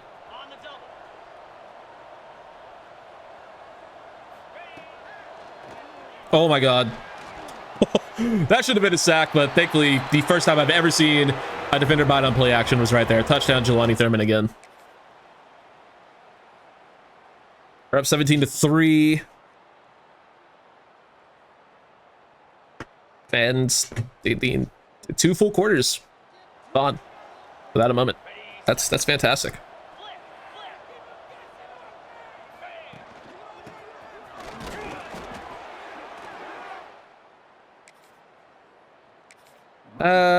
Kicking a field goal here wouldn't be bad. Honestly, it gets the blowout win back, but fuck it, we ball.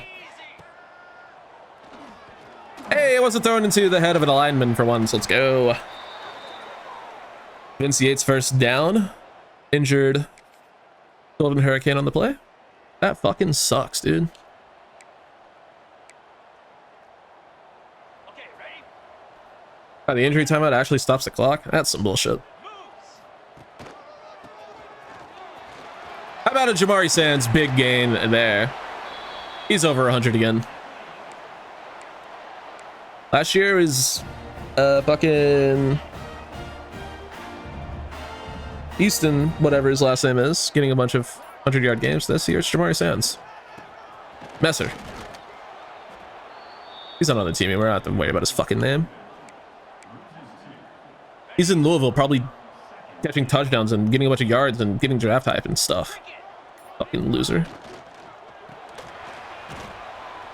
Could be building something that matters here in Boca Raton. Like losing yards. Try it, drops. Come on, man, catch it.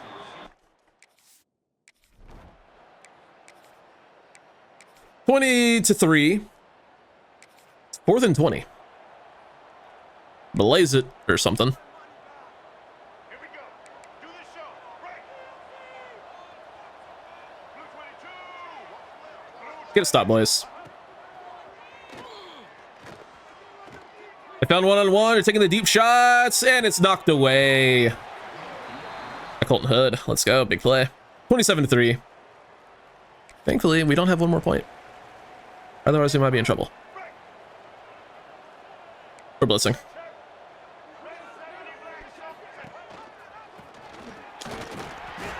And they're going to say that wasn't a first down. Beautiful. Thank you, video game.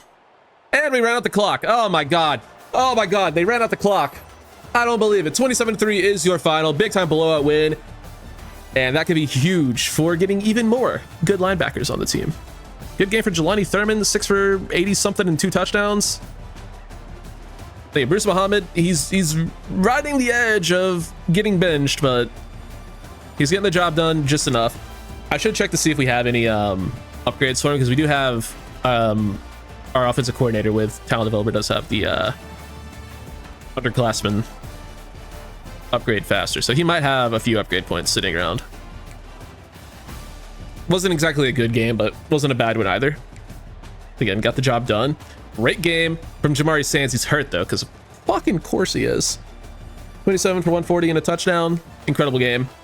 Good game for Thurman. We already saw his stats, 2 touchdowns. McClellan played well. Yates did some stuff. Barney had a couple catches, as did Jamari Sands.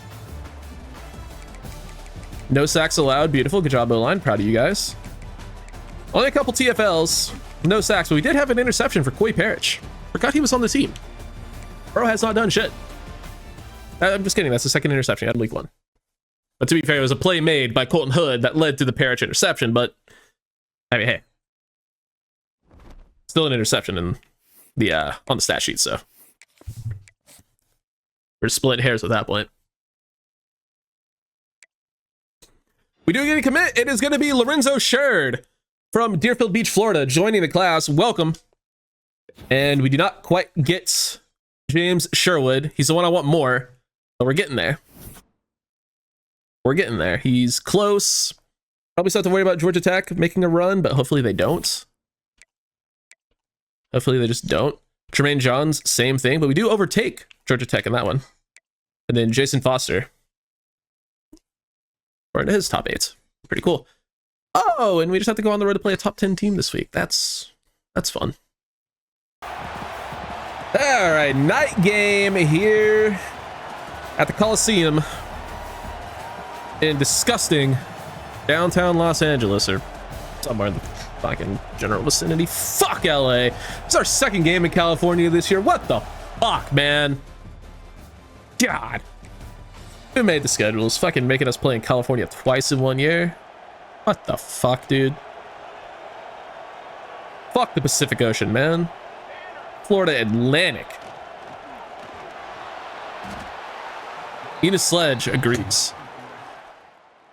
So take your Pacific Ocean and specifically go fuck yourself. That's one of my better rants. Also, Jamari Sands, after 3 weeks with a torn labrum, so we'll see some Xavier Terrell, amongst others, at running back. And throwing the ball into the D-line, because that's just what we do. We're going to press here. We're going to make their quarterback make a decision. Is it Mayava still? Not sure. Also, when looked at the Easton Messer thing to see how he's doing at Louisville, turns out he is quarterback. He's a quarterback at Louisville. We knew this, but I didn't remember from last episode. JKS. Yeah, Cal QB, who's insane, is now the Louisville QB. And they're putting up numbers. And Louisville is a top, like, 15 team, I think. Anyway, USC gets a score there. Is it 6-0? It is 6-0, but we have the ball in the red zone somehow. They want us to run play action. I don't think that's a good idea. So I'm not going to do that.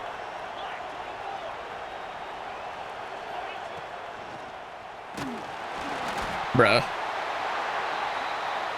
Starting center, Braden Cunningham injured on that one. How about some play calls where not everything's play action? Just a thought. Especially if you watch one of our starting offensive linemen get injured. Muhammad barely gets that pass away, but is complete to Xavier Terrell for a decent little gain. Gonna give us 3rd and 3. Do we trust a run here? Against this look? Yeah, kinda. Let's try it. Well, we got a yard. We definitely go for it. I'm excited to see which lineman bats this one down. McClellan actually just can't hold on to the ball. Well, that's unfortunate.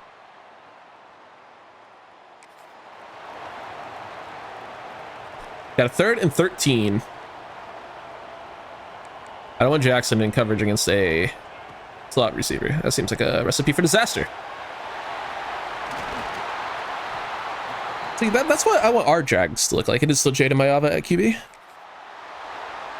That's what I want our mesh routes to look like, where they're just completely uncovered because no one's near it, and there's a lot of room to run after catch. Enos Sledge again. The second of the day. And we get the ball back. They didn't score. Can we? I'm going to guess no, but we're going to try.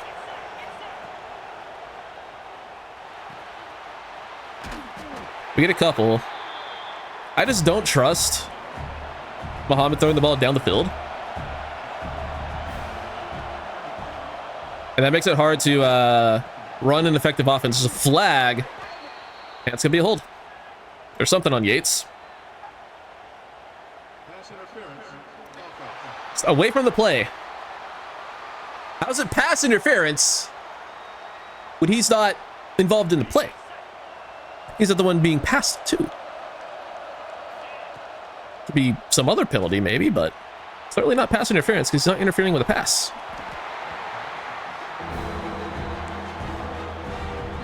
Pretty sure that is actually not a thing. Maybe I'm wrong.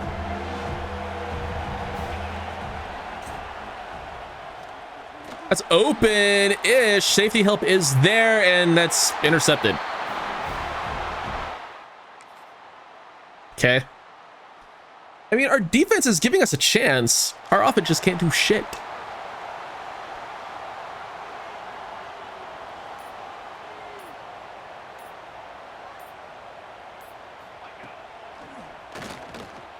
Shot down the field, 1-on-1 against Hood. Caught. On the sideline for the first down inside the 10-yard line. Wow, what a catch. Chase Hendricks. Insane play.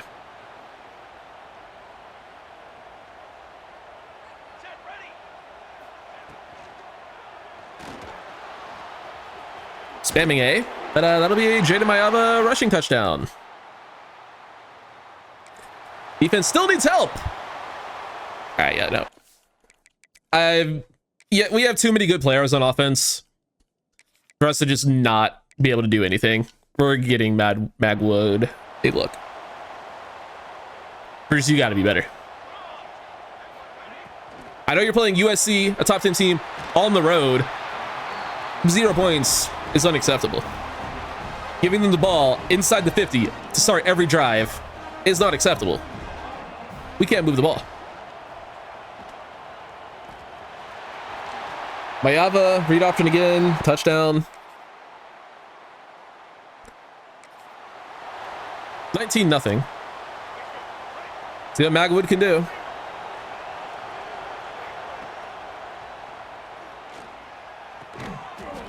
My dog's name is Maggie, so both times I've said Magwood out loud. She's like, fuck you want? I'm not talking to you, bitch. I'm talking to my quarterback.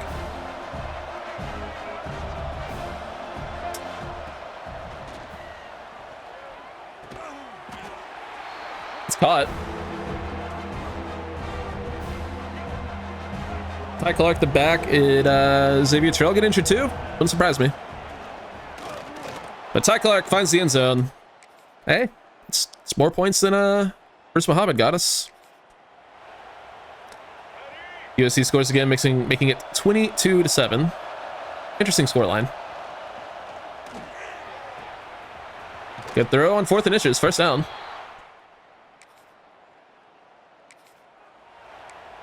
I like how we go from getting 3rd down alerts all the time to now getting 4th down alerts. It's like the 3rd downs don't even happen anymore.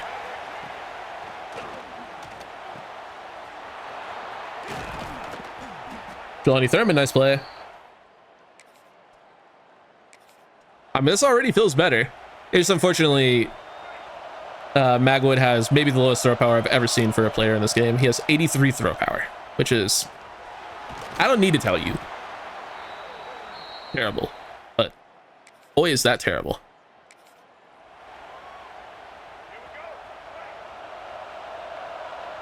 All right, he's getting the job done right now. Thurman, touchdown. We're still in it. I'd say with this position or performance, Magwood has definitely earned himself to start next week. And we're not out of this game yet. You get a stop. Jeremiah McClellan gets us at least something on the return.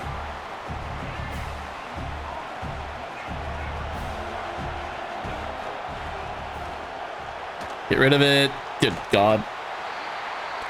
All right, maybe we never call a screen again. Jesus fucking Christ, that was terrible.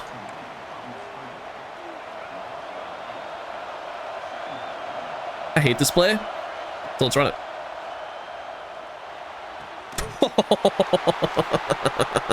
All right, maybe he hasn't earned the start, because what the fuck was that? His accuracy's supposed to be good. It's the throw power that's supposed to be bad. Holy shit.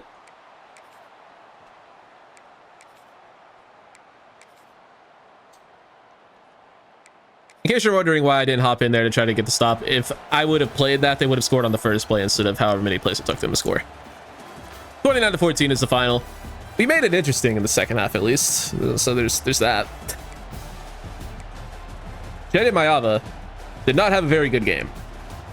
He did have 2 rushing touchdowns. I mean, our defense played well. It's they were, you know, backed up into their own half of the field the entire game. 2 of 11 for Bruce Muhammad. He played 2+ quarters.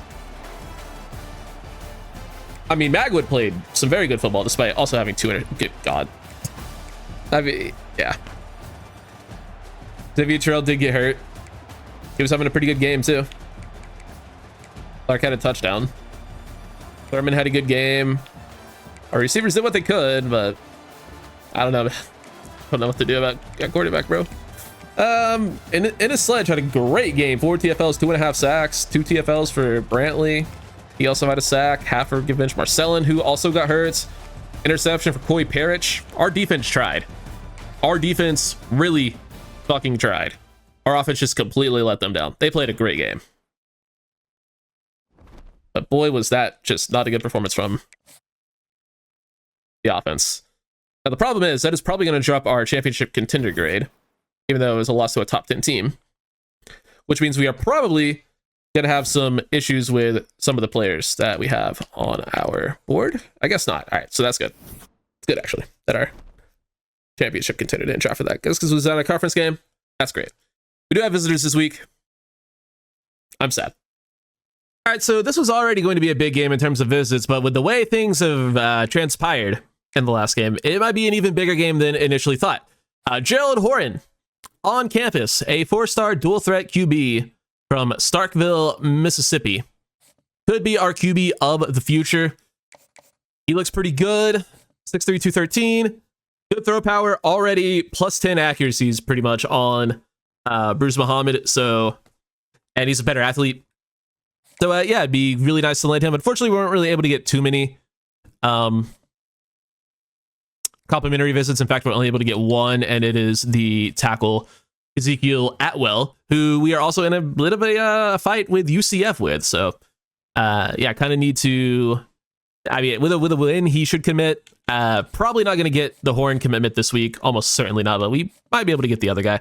And then Sherwood is on Georgia Tech's campus this week. But funnily enough, they played Louisville, of all teams, with JKS and Easton Messer. So hopefully Easton Messer can do us one more solid, even though I've been talking shit, and he can make Georgia Tech lose this game, and we can get Sherwood to commit. That'd be great. Even though I will tell you right here and right now, before we even start this fucking game, it's going to end up in a fucking recruiting battle. So I don't even need to, I don't even need to see the future to tell you that. Yeah, that's just what's going to happen. And we're going to lose the recruiting battle because that is also just what is going to happen. We'll black out against the Navy. Why not? Let's do it. All right, here goes nothing, y'all. Oh, it's a night game too. Oh, what a good decision. What a good decision. Another visit week. Third of the year already. It's not pretty early in the season, but this is our third visit week. God. Dang, I'm on a stadium. All right, Xavier Terrell is back in the backfield. Bruce Muhammad did retain his starting job at quarterback. Was it because I just didn't even think to change it? So he's on a short leash, though. Maybe we could just chalk it up to the fact that he was playing a top 10 team on the road. Maybe that was just why he looked so terrible. Even though he's been not exactly good against other teams. It's just we've been able to get the job done. It's been a lot of getting the job done this year for him. Also, not having Jamari Sands, who's been an elite running back for us, probably also doesn't help. But he's going to miss one more game after this one, which sucks. Actually, I don't know. We might have a bye week next week. Don't quote me on that. So he might be back for our next game. But he's going to miss next week, regardless if it's a bye week or a game. Either way, he won't be playing a game next week.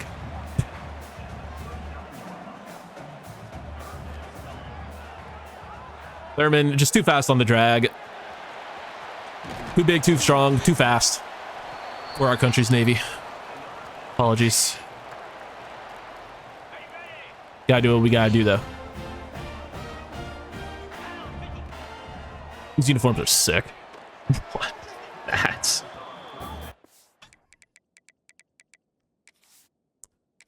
Magwood, get out there, bud.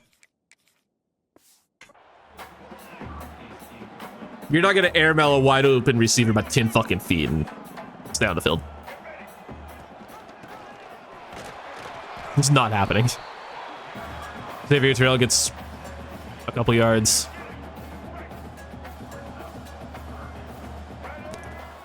Mid-drive QB change is wild, but that's what happened. Vince Yates down the sideline, the 5-star. He's been quiet. It's pretty much our entire offense has been. That's a nice catch and run, though. Big time true freshman talent making a play there. And Martavius Collins had a chance at another TD there, but can't reel it in.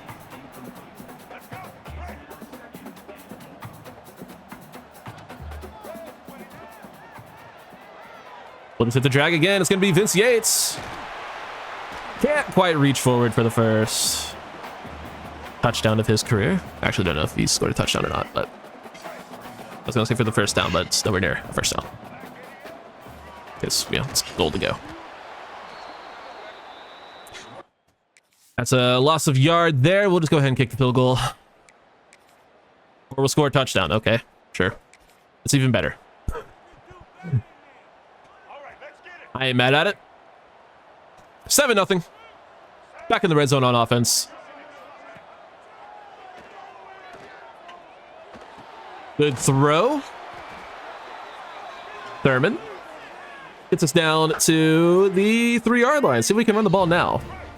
I'm going to go out on a limb and say, no. JK. I was lying. I'm a liar. 14-0. I think Navy scored. Yep, 14-7. This needs to be a big win because we need that quarterback. We can't rely on... I mean, we can't rely on improvement, but I would like to just get a better player in there, you know? I mean, portal is also an option, but that's a huge run by Xavier Terrell. That's a big-time run. We hear a dog doing a cough. My dog just doing that. He's like right underneath the mic. He's fine. He just has a little bit of asthma. He's got a little bit of asthma, huh, Pupper?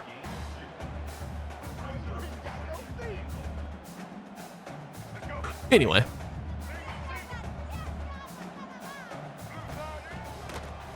Collins, touchdown. Martavius Collins, his second of the year. For the tight end, too. We'll take it. 21-7. Got a 2-minute drill. Jordan Magwood continues to play well. And it's not the dog named Maggie. There are multiple dogs. 4 to be exact. This one is named Heidi. Didn't even look at me when I said her name. She don't give a fuck.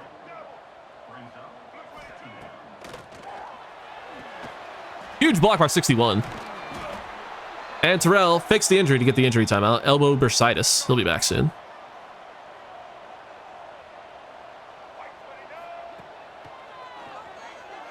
Do we have that? No. Next we go to Ty Clark. And we'll punt. They score on the last play of the half. They deserve it. 21-10. 21-16. Finally get a moment. It'll be a 3rd and 7. All right, let's get it. Break. We need to score here. Let's go. Particularly a touchdown. We do get the first. So you better let me play. Let's go. Break. We need a touchdown here for the 10-point lead. Ready. Terrell. Not bad. Maybe calling timeouts. I don't hate it. Here we go. Do the show. Break. Go back to Terrell, and that should be the touchdown. It is Xavier Terrell. Gives us that double-digit lead back. We're not going to get a blowout win, but a clear win might have to do. Finally, a defensive moment. Is that our first defensive moment of the game? I think it is. Because I haven't, had to go through and do the, I thought I was covering someone else. That's my bad. Oops. Oh, we're on offense. Hell yeah. 12-point game. If we score a touchdown, we can get a blowout win. Let's get it. Huh? Break. We'll try to get a touchdown. White and blue.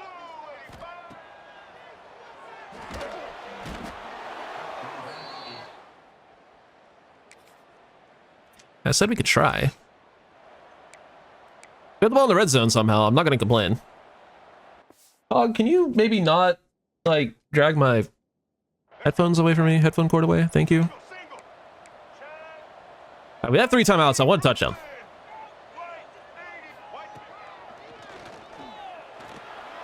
That's open and dropped. Hold on to the ball, maybe.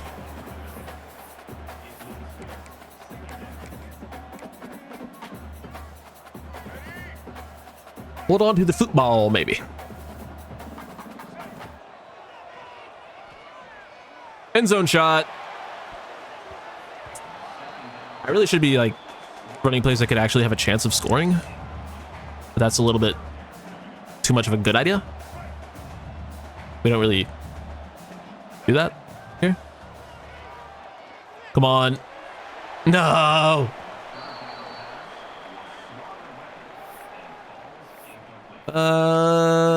Jelani Thurman. There we go.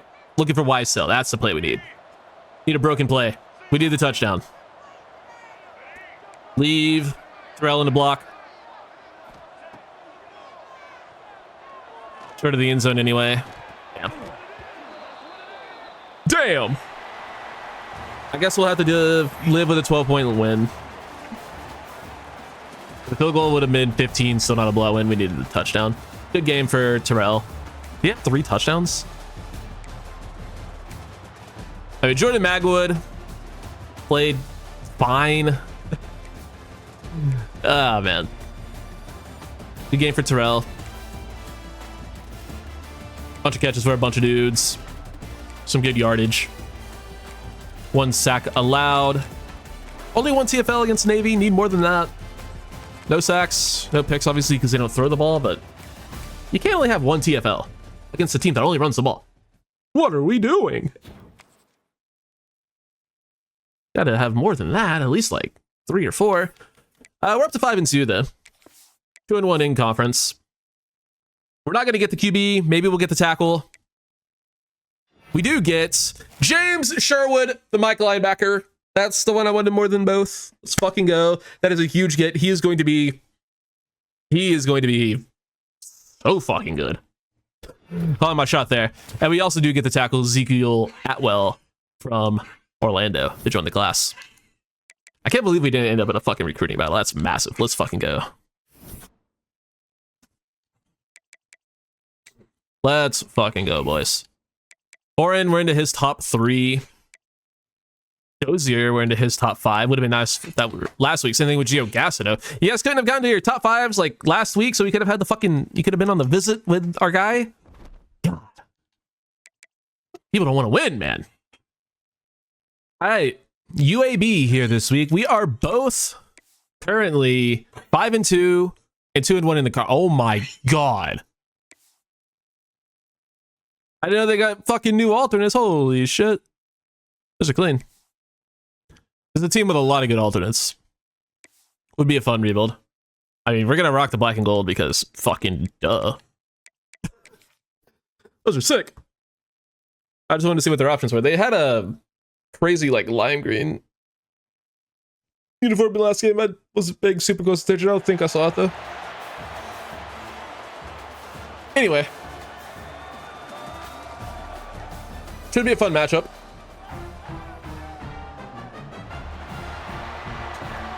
This is for, honestly, quite a bit in terms of conference standings.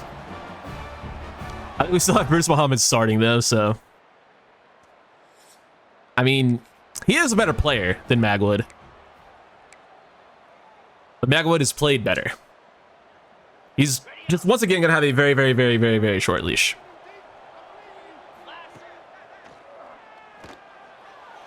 Like, if he had missed that throw, but he didn't. That's a big first down for Jelani Thurman. But I feel like Jelani's not his name. It's gotta be. Why do I forget my players' names so often?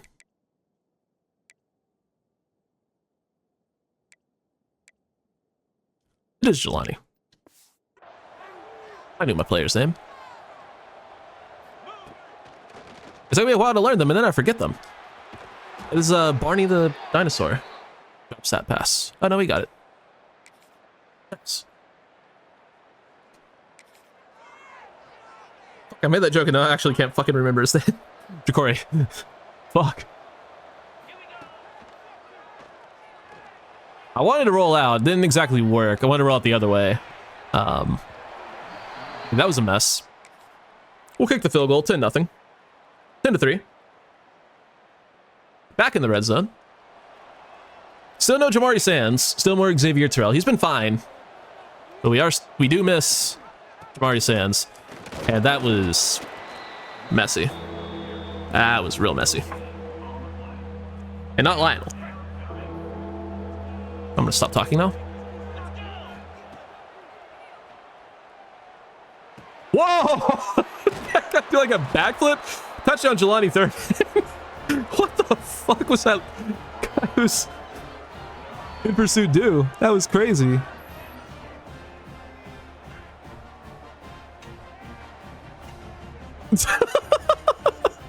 I mean, certainly an attempt at the diving breakup. 17-10. Thankfully, it looks like we are moving the ball pretty well today. Don't know where that came from, but I'm not mad at it. Can't hit the slant. No time to throw.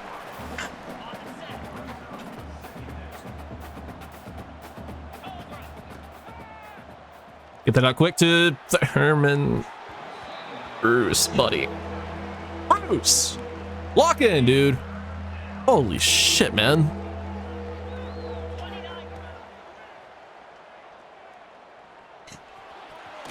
Vince Yates gets a few.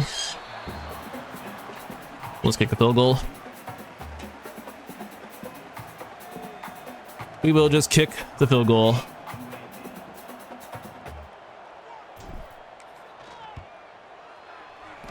Makes it a 10-point game. And we somehow have the ball back on our 1-yard line. This one, it was a red zone alert, but I guess it was a 2-minute drill alert. I mean, we're not scoring, but we can get some yards. Jeremiah McClellan gets a few.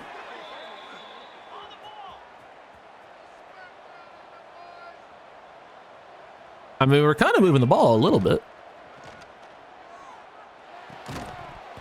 We were kind of moving the ball a little bit.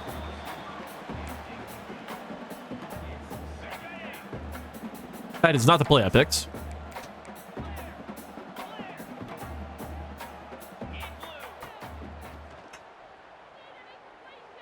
Fuck it. Ball is tipped. I know we just can't possibly want to score anymore. So, stupid for even thinking it. That's not what I wanted to do.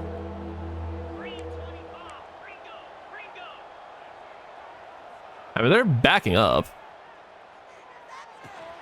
Oh, you can't run into each other there. What are we doing, bro? Ah. We'll take it to the half. We'll take it to the half with a 10-point lead. That's fine. It's a good enough outcome. And we get the ball to start the half too, even. Nice. Nice. 3rd and 6. Let's run a speed option. That seems like a great idea on 3rd and 6. I can't wait to pitch it in it to be a fumble.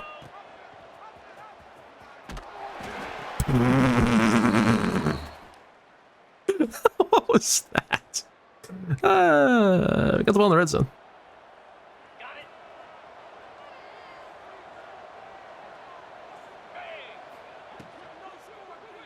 All right, the RPO, and it works out to perfection. Jacory Barney Jr. touchdown. Let's fucking go, dude. 34-10. Ball back in the red zone. Let's try another reverse. Like, we're just having fun at this point. We're up by 1 million. We can do stupid shit like try to have fun.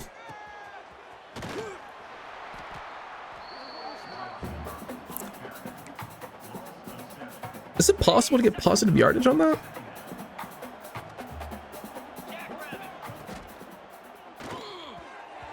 It's going to be the bit every time we run it and don't get positive yardage. We're going to ask if it's even possible. Because I don't fucking think it is. How about McClellan on the post here? I just stared it down. If you couldn't tell. 37-10. If it gets close, we'll hop back in. But in fact, we scored again, and it's 44-10. 44-17.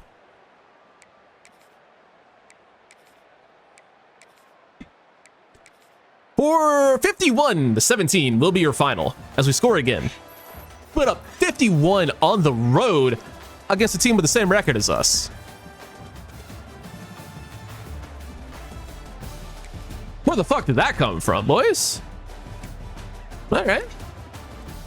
Muhammad played pretty well. 23 of 35 for 328 yards, 3 touchdowns, and a pick.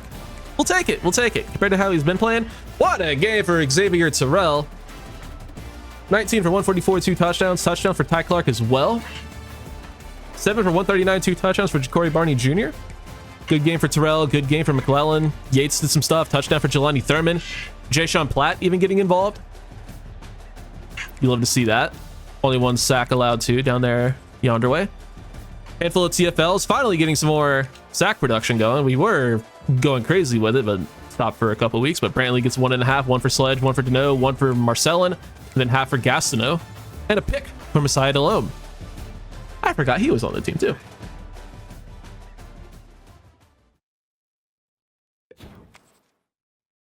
We got like the 2 poster childs of fucking safety transfer portal on the same team. Almost like they always transfer or something. Getting close to getting Henry Derrick. Still just the funniest fucking name I think I've seen in a long time in this game. There's a lot of funny names in this game. Looking good on Daniel Demento. This is just a fucking game full of names. That's what this is. It's a fucking name game, dude. How are we doing on Horan? Could be worse. All right, UTSA is our opponents here in week 10. Getting down to the nitty gritty in terms of the end of season. Take a look at conference standings. USF and Tulane are both ahead of us in terms of overall. But there are 2 other 3-1 teams, Memphis and ECU. Are any of those teams on our schedule? Oh, USC is just casually number 1 in the nation, by the way. No, that's fun. We play USF. We don't play Tulane, Memphis, or ECU. Interesting.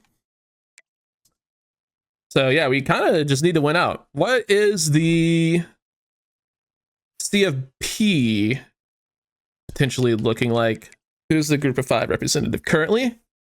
That would be Jacksonville State. Okay. See where they're ranked.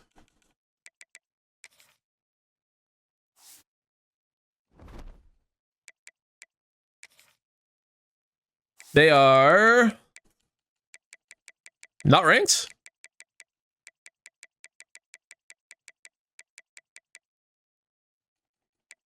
How the fuck are they in over Tulane? That like literally is not how that works. Okay, that's funny. Yeah, I don't know what's going on. Is Boise not good this year or something?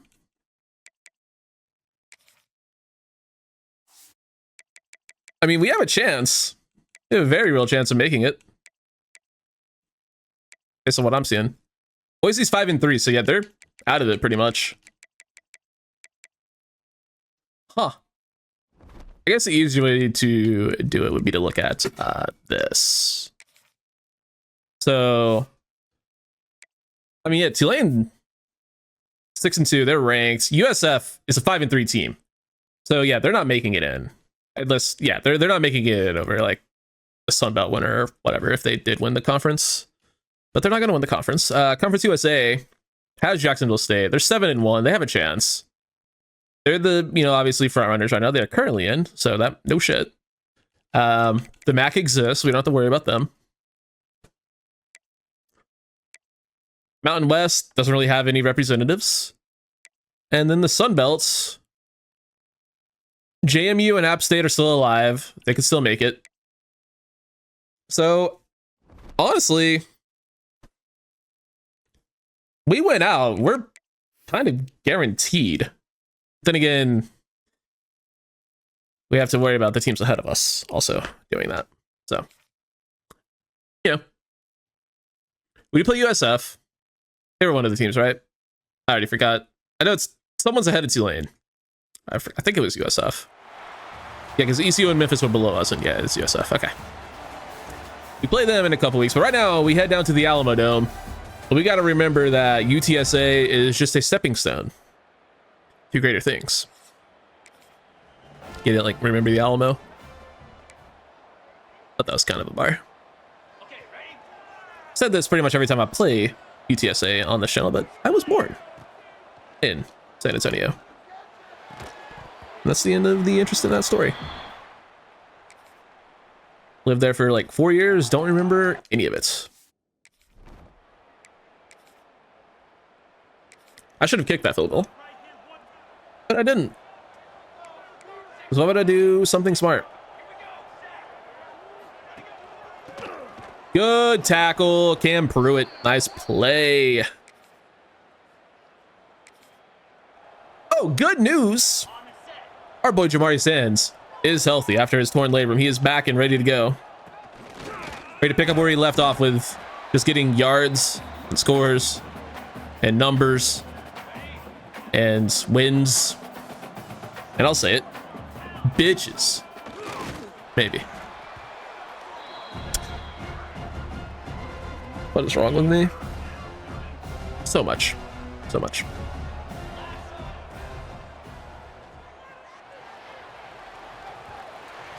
There was just nothing up in there, so I'm not really even too mad at that overthrow. It was terrible. But let's be real, it wasn't gonna go anywhere.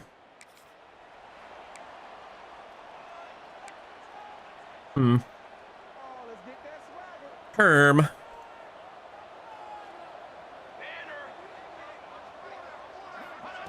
Stop would be great. Not a good start to getting a stop. We could blitz. We could blitz on second and long-ish. Sure. It'll be a run. Good tackle. Beside the low, nice play. Actually not being a liability for once. Proud of you, bud. I don't think we have a linebacker matched up on anyone, so we can actually run man coverage and get away with it. And would you look at that? Wilkie Deneau flying in off the edge. You love to see that. Linebacker ate the block for him, so he could just ate the block from the running back, so he just got a free shot after he beat his man. That's just how you draw it up or something. But the problem is we're still fucking losing. And they got the ball right back. So, like, you know, that's not good. There's a drop. We'll take that. Now, we are already bowl eligible, which is good. I would like to make a bowl game and win a bowl game. I would also like to make a college football playoff game, but we're not going to win that. So, is it worth it to make the playoffs and lose? Or just win a bowl game? As Cam Pruitt injured, as is a Roadrunner lineman. Probably I didn't see who was injured.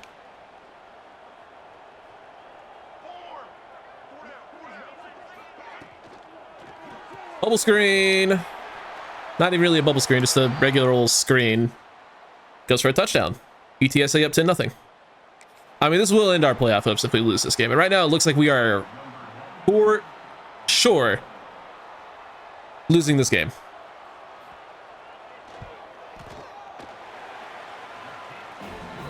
All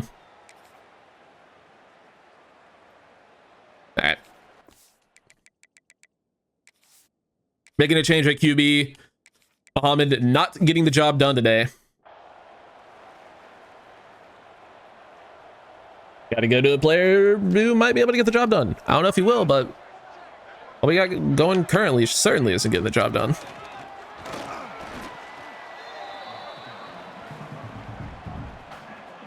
Annoying. Quick snap. Another receiver screen. They're down at the like inch yard line. That probably should have just been a touchdown, for being honest.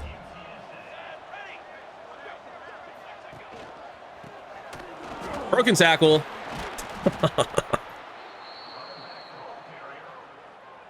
Jackson does get there to get the stop, though.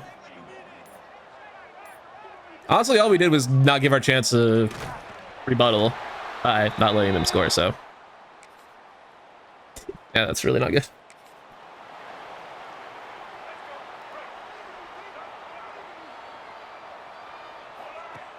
Some might even classify that as bad. Just like that. Man, we are not playing well today. I know, a check down. On 2nd and 15. What a play call. By Coach Ackerson. It's not the OC, it's not his fault.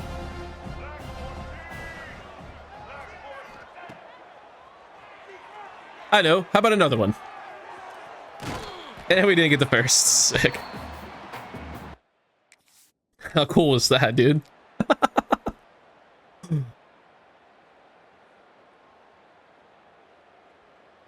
I mean, this game's over. If we score, we score. I'll try to score, I guess.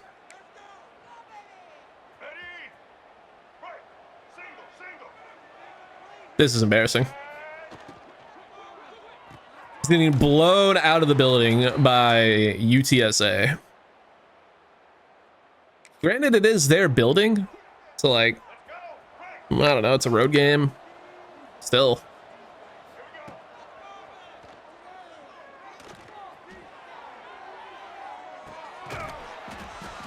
I can't believe we got that there. Jeremiah McClellan goes up and gets it. That's what 83 throw power looks like, boys. You can't fucking teach that.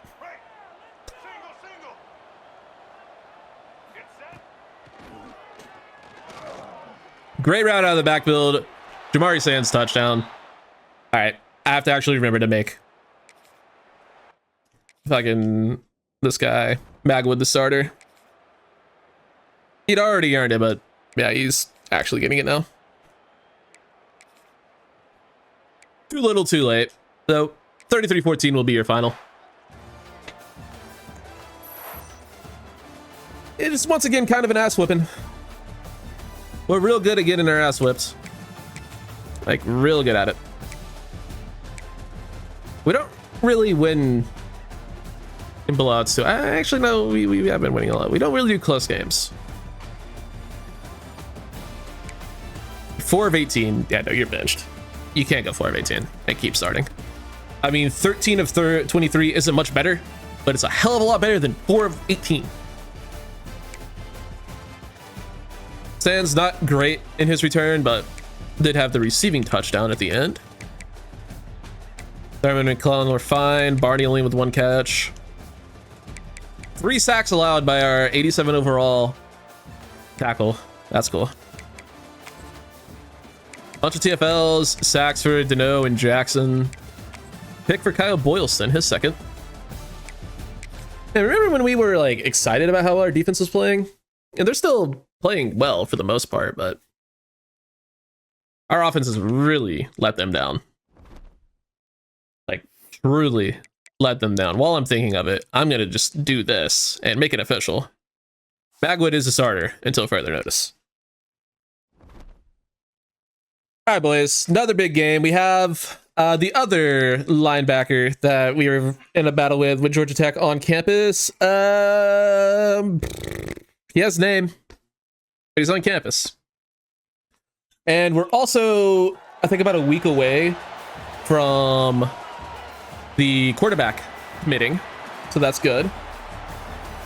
Because we're still, you know, wanting to get him. Because I can tell you right now, Bruce Muhammad, unless he improves a ton, will not be starting next year. Dagwood could, but he's also not great. So that guy could be the savior, Horan. And then we are also still going to be looking in the portal as well for quarterback. Like, we're not committing to anything there. Obviously, still a long, long way to go. But we need to get a... what are you doing? Oh my god. Oh, they're going to say we got the stop. I don't think we did, but I'm not going to complain.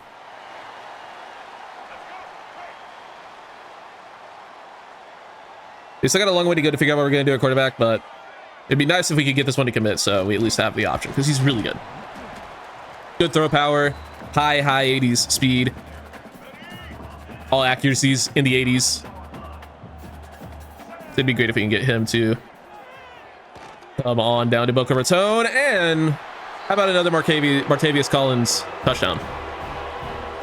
Third of the year for the backup tight end. He's a blocking guy too, I'm pretty sure.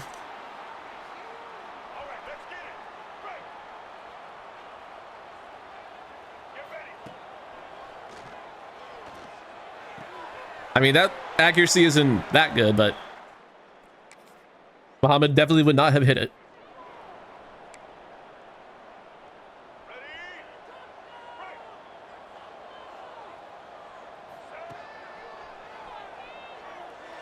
I need like half a second more, and that's a Jamari Sands walk-in. Walk-ins are welcome in the end zone.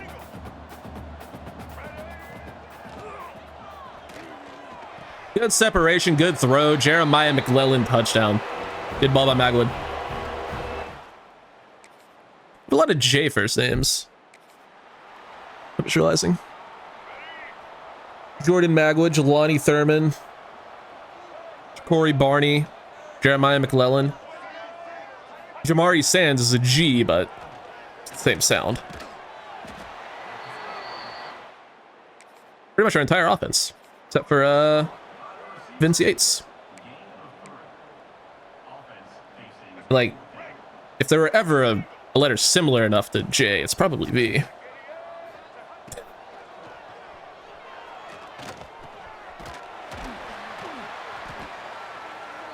Corey Barney Jr., first down. How are we doing this to USF, by the way? They're 5-0 in conference. Look at the pitch to Sands, and he's gonna get a few.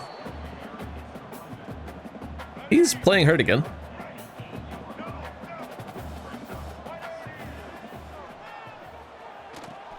McClellan, another touchdown. Jeremiah McClellan. Okay, dude. All right. I ain't mad at it.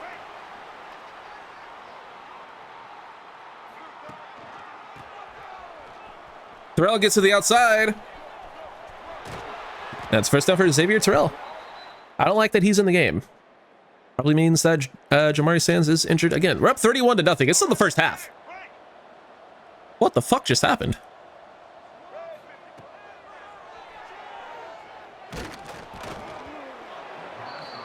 What the hell just happened? USF just decided, nah, we did not come to play today. I mean, they're getting back into the game. Let's go 28 unanswered points because we didn't get a single moment for that long. So it went from a free blowout win to, well, we might not even win.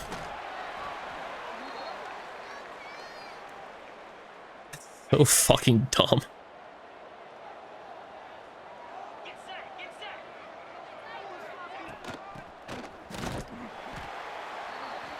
I can't believe that just happened.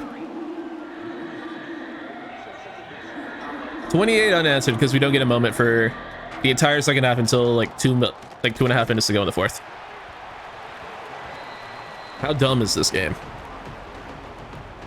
Pretty fucking.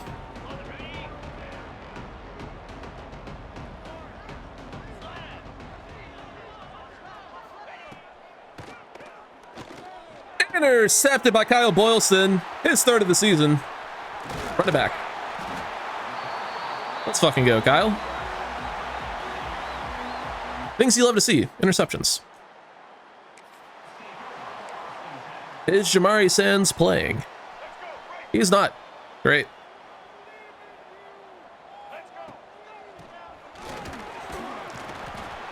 2-minute timeout. Does the game still do that fucking thing where every run under 2 minutes is a fucking injury timeout? Guess we'll find out. It's a regular timeout for USF. As long as they're having to use their actual timeouts, I'm okay with it. Another timeout called. What the fuck you dancing for, bro? That's a terrifying mascot, dude. Mascots are so fucking creepy, bro.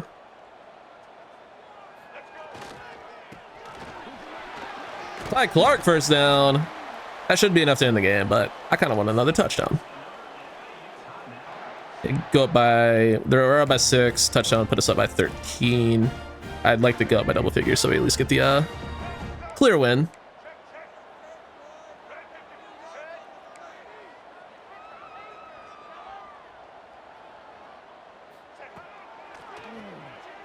And we get it. Let's go. Corey Barney Jr. touchdown. You love to see it. 28-42. They are going for it on 4th and 8.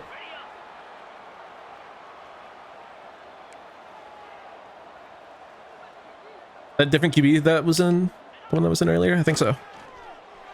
Intercepted by Coy Parrish. Wait, if you get the pick 6, we get the blowout still. Come on, Coy. Come on. Come on. No. Wait, we're up by 14. Field goal gives us the blowout win. Field goal gives us the blowout win. Let's fucking go. Coy Parrish with a huge play. Keeping the blowout dreams alive. My guy. With a 4-star linebacker on campus. Doing it for the glory of the Owls. I simply cannot call a timeout. I'm sure you understand.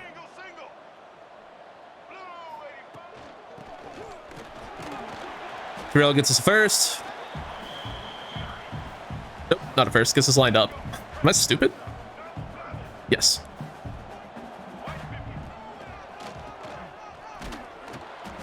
There we go. 4th and 7.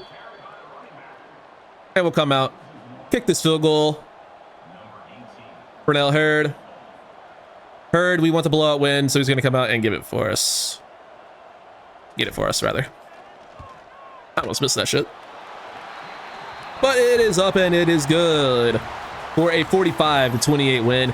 And by my math, that is a 17-point win. And by my math, that means, according to the video game, that's a fucking blowout. That is a 5-touchdown performance for Jordan Magwood. Welcome to the starting lineup, brother. He ain't giving that shit back. And that was against an undefeated conference team too, so it's a big win. Like the 5 touchdowns and 0 interceptions, that was their win-loss record in conference before this fucking game. Now it's 5-1, so I guess we gotta go throw an interception. I mean, it wasn't a great game in terms of yards or completion percentage, but hey, 5 touchdowns, no picks. That's a win. Jamari Sands, I guess, not injured, but just wasn't playing. Probably smart. Good game from our running backs. And Magwood actually had like a couple of positive yardage runs in there too. Yates with 5 catches, 5 and 3 touchdowns for McClellan, who did get hurt. That's not good. Touchdown for Barney Jr. on 4 catches. Other dudes there with a catch. O-line did their thing. Defensively, we had 5 TFLs, half a sack for Colton Hood and Gavinch Marcellin, picks for Boylston, Parrish, and Colton Hood. What a game for Colton Hood. Half a sack and a pick? All right, dude. Make me think you're actually out there doing stuff. Don't fucking give me hope of you actually playing good. I'm just kidding. He's been actually really fucking good for us. Several big-time deflections. Commit is Gerald Horan, the 4-star quarterback from Starkville, Mississippi. Let's fucking go. He's really good. Did we get the linebacker? We're in a recruiting battle with Georgia Tech for Tremaine Johns. Unfortunates. And it looks like we are also in a recruiting battle, or Not in recruiting, but we got locked out. Rico Talbot. Unfortunate. Didn't really go after him too hard though. At Temple, week 12. Interesting game. In terms of conference standings, we are not really alive at this point. Unfortunately, we're 4-2 with 3 one-loss schools ahead of us. And we don't play any of them. Well, we did play one of them, beat them, obviously, last week. So we won't be winning the conference unless there's a world where, like, some combination of all 3 of those teams play each other. Like if Tulane and Memphis play this week and then Tulane and USF play next week, and USF also loses this week, there's like a tiny, minuscule chance we can make it, but it's not looking good. In terms of the top 25, we saw Tulane ranked. They're ranked ahead of Jacksonville State now. Memphis also in the top 25. So yeah, we have virtually no chance of making the playoffs, which honestly, like I said, is kind of okay for this year. Because I would rather try to win a bowl game and get our prestige up that way than just, you know, getting fucking slaughtered by A&M or Michigan. Apparently, because right now they're both making it. I don't think that's going to happen, but it'd be weird if it did. Anyway, we got Temple this week on the road in Lincoln Financial Field. We'll see what happens here. Is Temple getting a new stadium? I don't think they are. I think they were very close to like shutting down their program, and then they're having like a decent year this year, and it's like, oh yeah, maybe there's something here. Like, aren't they? I'm pretty sure they actually like lose money renting out fucking stadium because they don't have their own. Don't quote me on that. I think it's like close to, like, they don't make a lot, if any, money on ticket sales and stuff. Can we get that? There we can. What a catch. Jelani Thurman. Go up and get it, big fella. Very rare contested catch animation. Do we have that? We do. Touchdown. Ja'Cory Barney Jr. Well, butter my biscuits. What a start on offense. Couple of very nice plays. That never happens. 3rd and 8. It's going to be a handoff. Good tackle. Wilkie Deneau. Read it the whole way. 7-3. It's going to be a 3rd and 1 on offense. We're going to run the ball. And we're not going to get the first down. This is impressive. Probably no one. We could kick a field goal, or we could get the first down. Jamari Sands gets it for us. Hell yeah. And we are now into the red zone. 2nd and 5.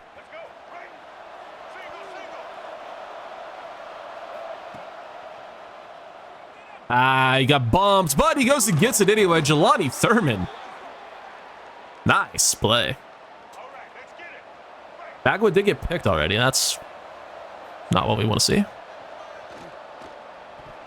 Should have had another one there, but thankfully that guy does not play receiver for a reason. Bagwood out and empty this time. And he is destroyed. Greg Boye goes and gets him.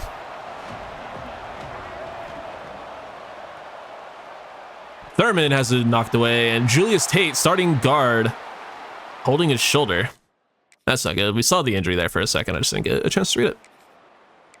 Well, it's not serious. 17-3. And the ball back. All right.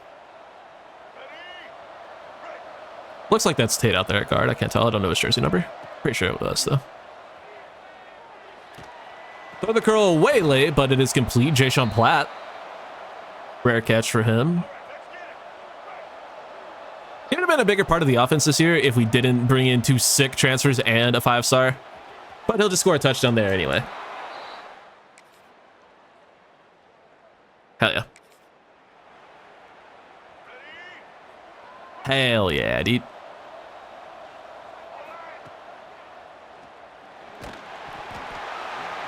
I mean, like maybe block? Just a thought.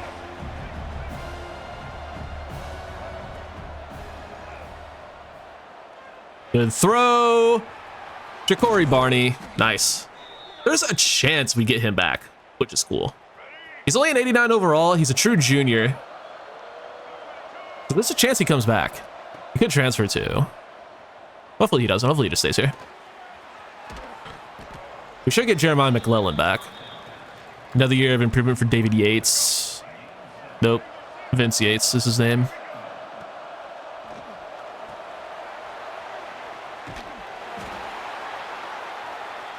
So we should still have a really good receiving core next year. We're not going to have Thurman. He's a senior. And that's not to say who we add in the portal. Probably shouldn't really go after receivers, but if there's a really good one there, you know I won't be able to stop myself. Just get good players and figure out where they play later, dude. Fuck it. That's my stance on it. If you can get good players, you get good players, dude. Too much talent is a good problem to have, believe it or not. At least in a video game. In real life, it can cause issues of, you know, selfishness and shit, but thankfully that's not in the game. I mean, it kind of is. Oh, touch dirt, idiot! Oh my god! Jamari Sand just makes a dude fucking fall on his ass. That's a little time for a tight end screen. Gets 8. I mean, this has been a surgical drive. Absolutely surgical. Ja'Sean Platt, his second touchdown of the half. Oh my god, what a drive. That was beautiful. And we get a chance to score again. Oh my god, what a fucking treat. Whole team's on fire too. Want that to be a little shallower. Touchdown. Jelani Thurman. And the route is on here in Philly. Oh my god, 38 first half points. I can't wait to see how they get back into this game. Almost like we were up 38-0 in our last game and almost lost. You want to see us do it again? Look at the sideline complete to Ja'Cory Barney. Oh my god. This is the best our offense has ever looked. Velkamp, who? Kind of thought he was on a comeback. By he, I mean B. He certainly wasn't. I was waiting for him to run it, and he just never did. Ja'Sean Platt continues to dominate, and he's down at the 1. He's having an incredible game.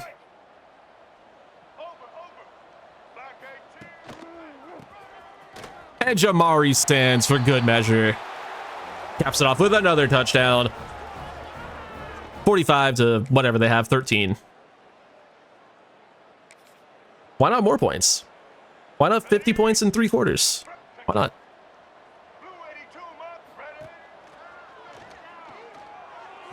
That's why not, because that was our audible. Oh, that was bad. That was real bad.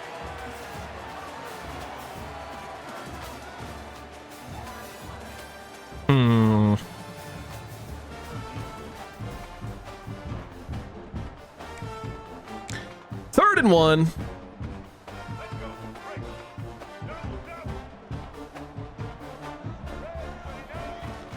Sands. Big carry. He's over 100. I'm excited to see what his total is. It's going to be like, it's not going to be triple what he had last year, but it might be close. It won't be because he missed a few weeks.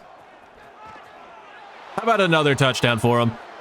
And you know what? I think he's earned himself thumbnail privileges, even though it's going to be another white uniform, just like last year's thumbnail. Oh well. He's earned it.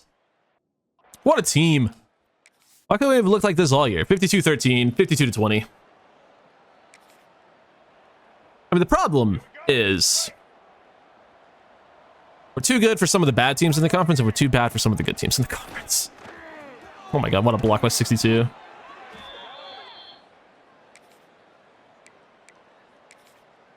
I mean, should we score again? I mean, we really shouldn't. It's kind of rude, but if they can't stop us, it's not my fault.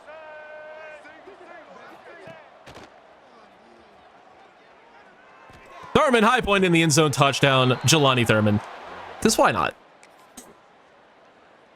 Let it be over. It is. Mercifully, finally over. 59-20. Our second 50-point game of the year. We scored 31 points in the second quarter. Jamari Sands, 192 yards, 3 touchdowns. Have yourself a game, fella. He's a monster. Who would have thunk he had this in him last year? You watched last season, you would not think he had even an inkling of being able to run for almost 200 yards in a game, considering he ran for a little over 400 all of last season. And Jordan Magwood, back-to-back games with 5 touchdowns too. Talk about him. He's playing some good football too. Sands did his thing. 9 for 139 and 2 touchdowns for Ja'Shawn Platt. Ja'Cory Barney, 7 for 89 and touchdowns. 2 touchdowns for Jelani Thurman on 7 catches. Sands did some stuff. Yates did some stuff. And Wasim got hurt. I'm assuming McClellan also injured because he's not listed there. Couple of sacks allowed. That's unfortunate. 2 TFLs for Deneau, 1 for Pruitt. No sacks. And picks for Ashton Stamps and Devin Jackson. So how many of you heard of this one before? Forgot Ashton Stamps was on this team. I mean, hey, that's a good thing if you forget a corner's out there. That means he's just doing his job, not getting beats. It's like an offensive lineman. You don't hear their names, that means they're doing their job. And you love that. You love it when people do their jobs. Yeah. Foreign concept, I know. Job is kind of a slur though, so I understand some people not wanting to do them. First place on some dudes, third place on a running back. I don't think we're going to end up getting it. We're ranked. Don't give me hope. Don't you go giving me hope. Tulane's still in there. No more Jacksonville State. And in terms of conference standings, Memphis is also ahead of us with the same record. So yeah, we're still done. Unless they both play different teams this week and both lose. Then anything can happen. So if they both lose this week, I don't know what happens in that case. Probably Jacksonville State getting in, although they are no longer ranked. Memphis is just ahead of us. I guess technically it's still possible. Tulane plays USF and Memphis plays Temple. So Memphis, congratulations on getting in. You're welcome. Fuck. That's sad. We put up a good effort though. I guess we can still make the conference championship game. Is there a conference championship game for the American? I think so. I guess we'll find out. All right, can we beat the 49ers of Charlotte to get our 9th win of the season and potentially have madness occur and somehow sneak into the CFB? Again, I don't even really want to, but I wouldn't be opposed to it. Would not be opposed to it. I want to just ruin a regular bowl game. That's what we need right now. We just need a bowl win, get some program prestige up, get some coach prestige up. That's what we need right now. Program tradition is what I'm looking for. Here's Wasim. That's route. Guess we're actually going to be missing McClellan for a real period of time. Barney's out for 2 quarters. Multiple weeks for a torn labrum and a hamstring tear for McClellan. Wow. All right, well. That's the end of our tackles collegiate career. Get that out to Thurman. He can't work back to the ball. Brother, it bounced literally off your hands. You must catch it. Charlotte has some visits. They have a visit for a 1-star. Brother.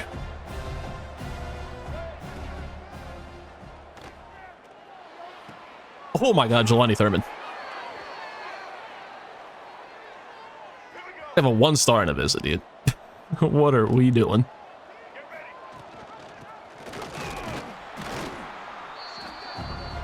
How embarrassing.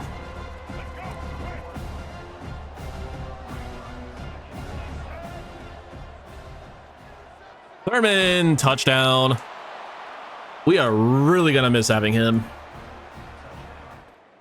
He just catches everything.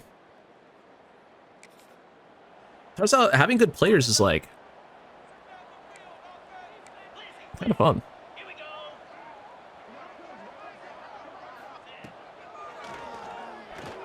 Play the ball, maybe? Ashton Stamp's just kind of watching.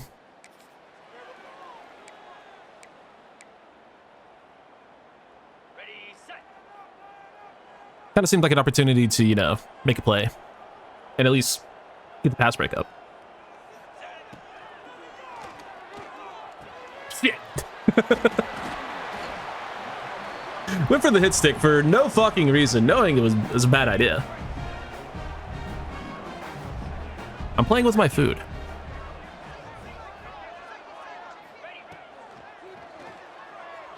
Third of the end zone, right where I'm supposed to be standing, and that's a touchdown. Yeah. That's on me. But I was having fun.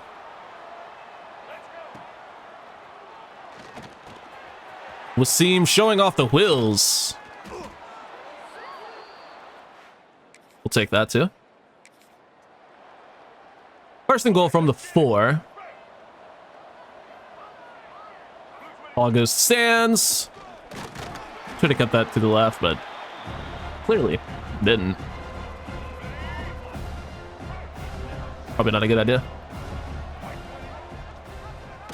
Little pitch to Sands. Loses a yard, and BJ Tolo injured. Starting guard. How about our offensive linemen stop getting hurt? This crazy concept I had of not dying on the field.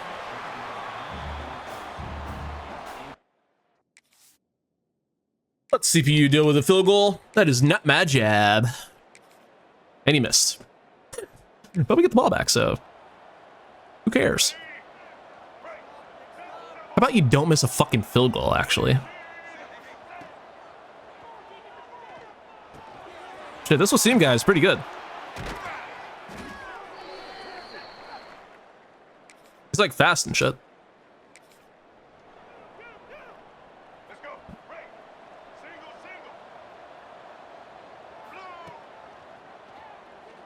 How about Vince Yates down the field? Almost called him David again.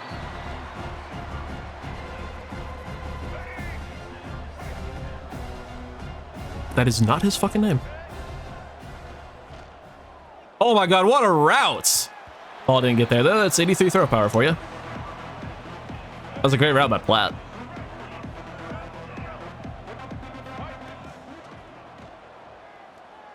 Getting the ball there. Not a whole lot. I guess we'll kick this field goal because Cornell Hurd can't be trusted to make it in fucking sim.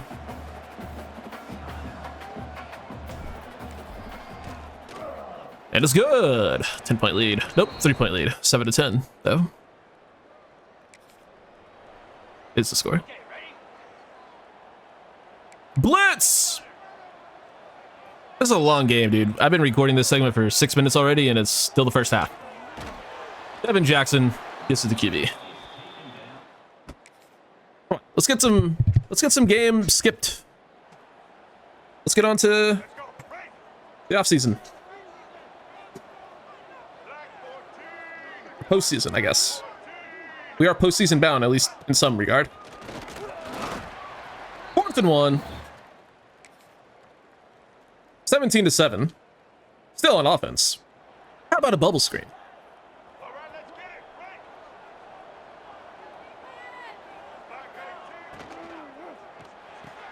Jay-Sean Platt gets us the first. Nice.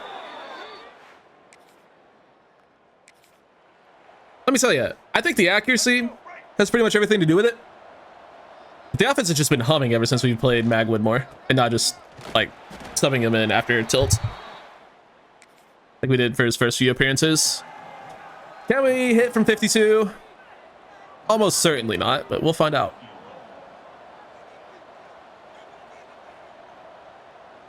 Every kicker has the leg to do it. It's just, am I good enough to do it? Maybe I am. Maybe I'm a new man.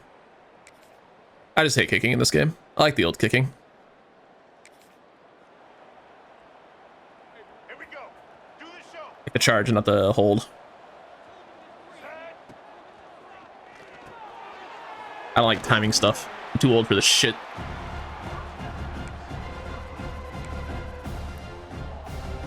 I'm gonna give you guys a little bit of a jump scare, but my birth year starts with a 1 instead of a 2.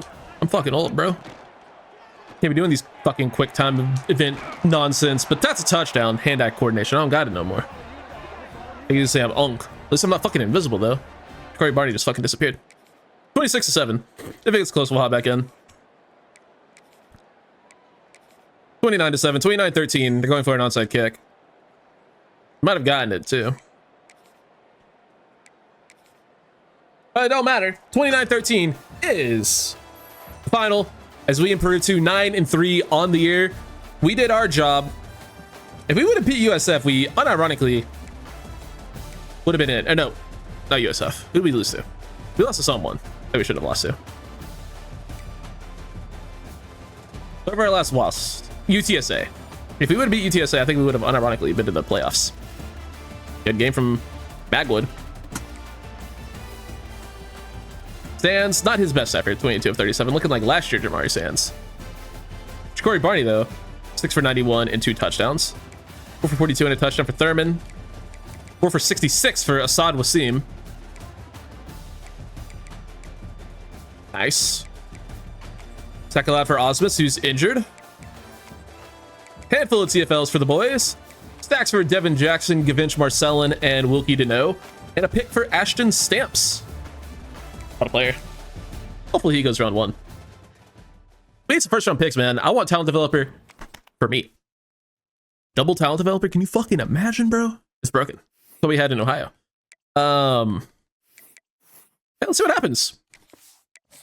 Let's see what we got. We get Tremaine Johns, the 4-star linebacker for Hampton, Georgia, so we end up with both of the athlete thumpers. Let's fucking go. And Henry Derrick, you fucking asshole. I put 50 hours on him just because his name is Henry Derrick. And he chooses Indiana. Fuck you, buddy. And we do finish 3rd in the conference, so yeah, we will not be playing in the conference championship nor the playoffs. But hey, we went 9-3. Honestly, that's probably best case scenario. We don't have to lose the conference championship game, and we get to still have 9 wins and be ranks and get a good bowl game. I see these as nothing but positives. All right, nothing else to do but simulate, so we will.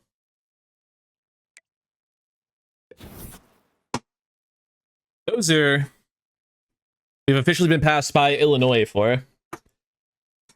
One of those guys who we were ahead on the entire season, but Illinois decided they wanted him, and they are somehow, I guess, better than us at recruiting. And Jeffrey Morton, same sort of thing with Clemson. Tyrell Driver, we were never really in on, but we're still going to try to get.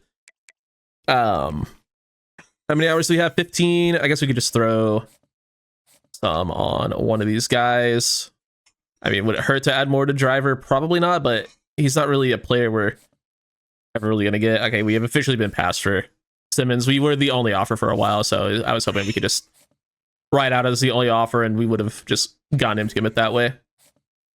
But it's not meant to be. I think we probably just put these 15 hours on Tevin Titus because offensive line, and I don't feel like thinking more than that right now, so we're just going to do that. Because I'm not really wanting to do anything other than that. In terms of our coordinators, we're certainly keeping Kurt Roper. And Brett Dewhurst does have Master Motivator, which is really fucking good. And he has the EXP gains for all defensive backs. He has the offseason training boost for DBs and for defensive line.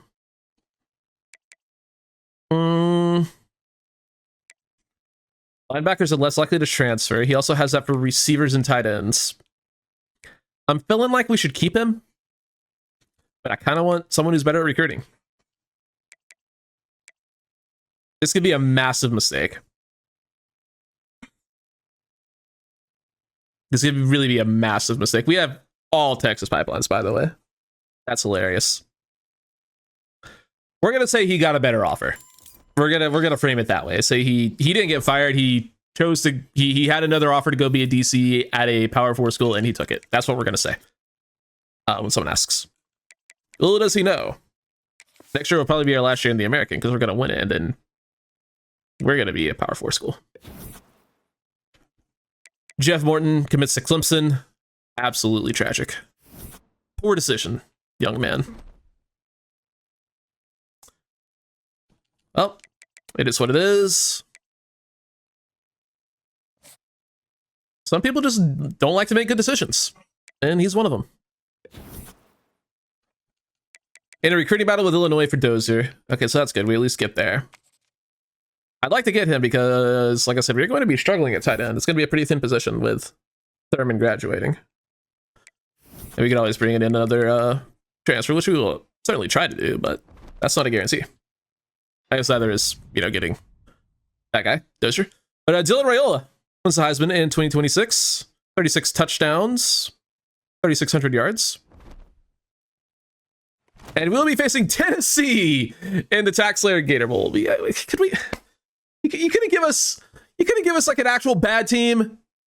You gotta give us someone similarly related. You have to give us a fucking SEC school that's gonna be like a fucking 90 plus. Come on, man. It's like we don't have a chance. Well, we can check out early National Signing Day, I guess. Also, we don't play week 1, so it's one of like the important non-playoff bowl games. Sorry, Dev, for Glenn Longacre. That's a nice get. He's gonna be a really good player. Or in Impact Dev. Wish it were better, but I'll take Impact. At least it's not normal like Lorenzo Sherwood is. But James Sherwood, show me elites. I'll take Star. He's going to be a monster. He's going to be a 95 plus overall type player. Zeke Atwell, just normal. Terrain Johns, though, has impact. We'll take it. Some very good linebackers. Oh, yeah, Sherwood is he's the off-ball guy. For the will. Henry Derrick, only normal, but his name is Henry Derrick. Morton had impact, would have been really nice. Big run stuffing D tackle. 6'6", 340, would have really liked to get him. But we didn't. Rest of the class is looking pretty okay. So, nothing really else to report here. Hopefully we end up getting Miles Dozier. That'd be nice. I'm sure we won't. I don't really win a whole lot of recruiting battles, but let's speaking of recruiting battles, let's see if we can find ourselves an elite recruiter. LD Scott has Master Motivator, so we can get it back if we want it, which is in all likelihood what will end up happening.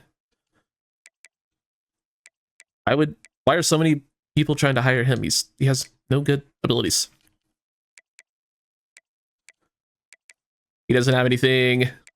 Hawkinson. Elite recruiter. Or not elite recruiter, just regular recruiter. I mean, that wouldn't be bad, but I'm looking for elite. I'm looking for elite, man. He don't have it either. And then Clay Hicks has not even Scheme Guru. So since the guy with Master Motivator doesn't have any offers currently, we can let him sit for a week and maybe still get him. That's almost certainly what's going to end up happening, is we just hire him. Just keep Master Motivator. It probably won't be as good as the Master Motivator we had, because we actually had a really good Master Motivator. But hey, you can't always make good decisions. And we didn't. There are more guys here. And he does not have anything either.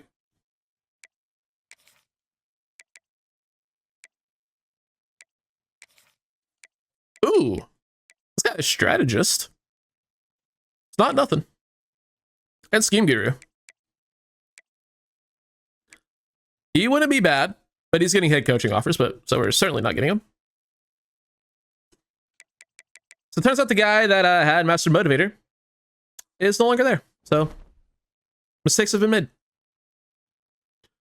quick look at the bracket before we hop into our game against Tennessee. We have West Virginia beating Louisville in the first round. So Easton Messer does not get to win a national championship in his senior season. That sucks. I feel so bad for him. But USC beats Ole Miss. Penn State demolishes Tulane. So we get to get demolished by Tennessee instead of getting demolished by Tulane. And then OU beats Michigan. And then the quarterfinals, we have West Virginia versus UCLA, USC versus Nebraska, Penn State versus Georgia, and Oklahoma versus Duke. Some fun games there. Let's see how much of a mismatch this is. Cool. All right, at least they're not...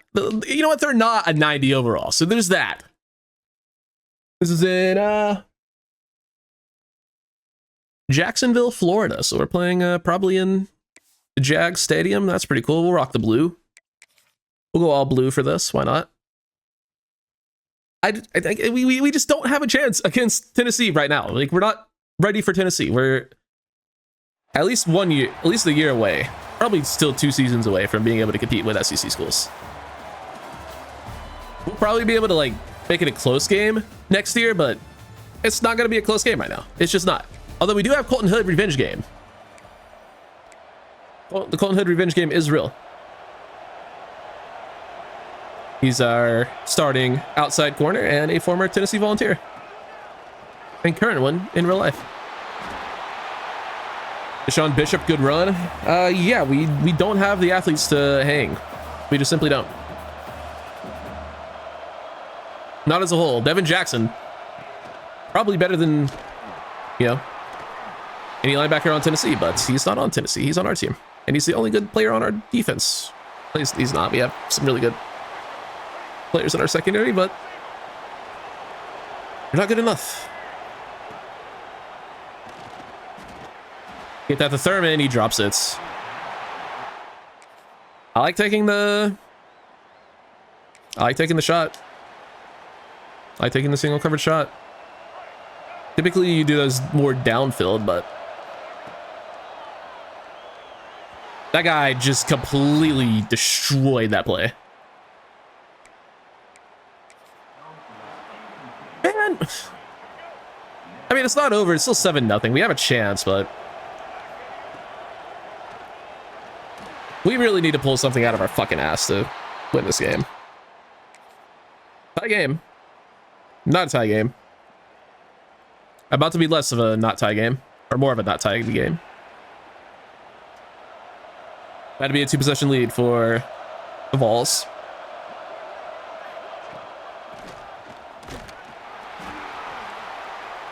He's already got 10 for 129. Are you fucking kidding me?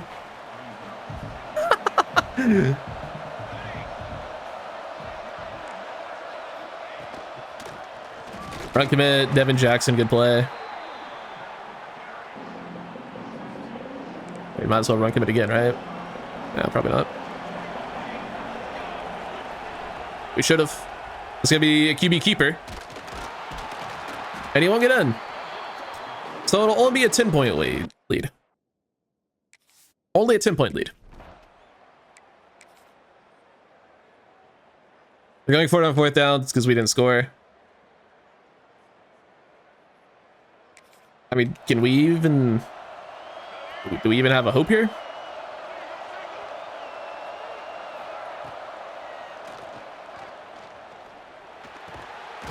Good catch. David... Nope, Vince Yates. I started to say Vince. I'm like, no, it's David. No, it's Vince.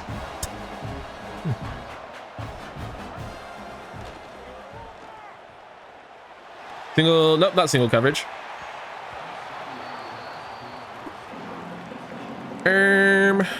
Nope. Sure. When in doubt, 4 verts. We have a step. Can we get up there? We can. Jay-Sean Platt. Nice play. Great ball by Magwood.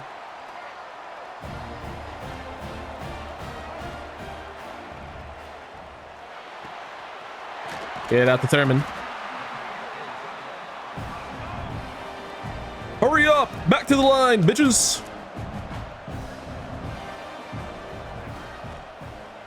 This game is not over yet. Toe touch by Corey Barney.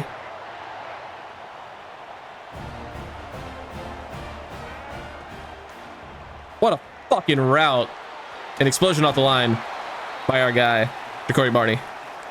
Got so open there.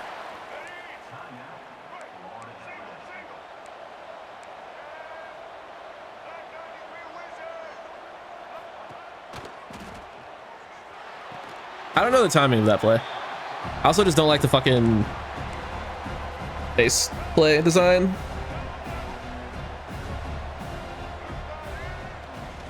Can we get that? We can. Touchdown to Corey Barney. Just a minute, dog. Dog wants not in the room right now. But I got a bowl game to try to win. Don't you understand? This is important.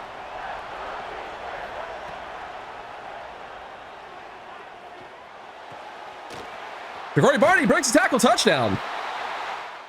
And all of a sudden, it's a tie game. What the hell is happening? Are you telling me we can hang with Tennessee? Flats uncovered. Linebacker was right there. It's fine. Tennessee scores instantly after the turnover. On downs.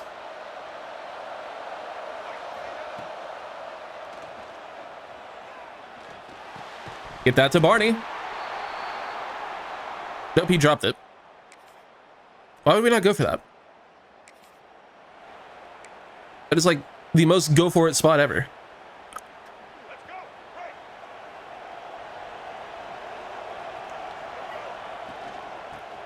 Meant to throw it, but we'll take the first down. Stayed on his feet for a minute there. All in the red zone. Gotta find the end zone here. Gotta tie it back up. Gotta look at Corey Barney. He's been dominating. Instead, nearly throw a pick.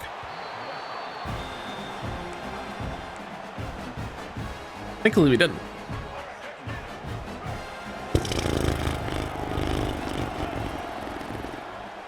Thankfully, we didn't there either. Hey, Daughtry Richardson's back and he's hurt again.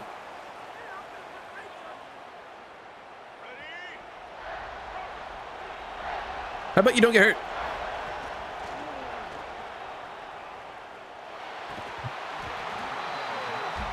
Corey Barney drops a fucking beaut of a ball.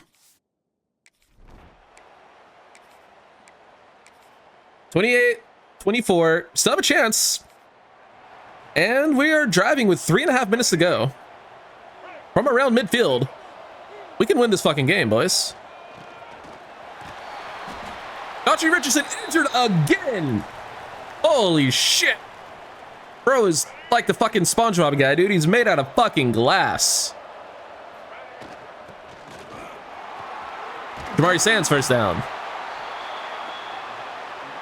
It's your final fucking game, brother. Get in there. It is literally his final college game. Keep your ass on the field. We need you.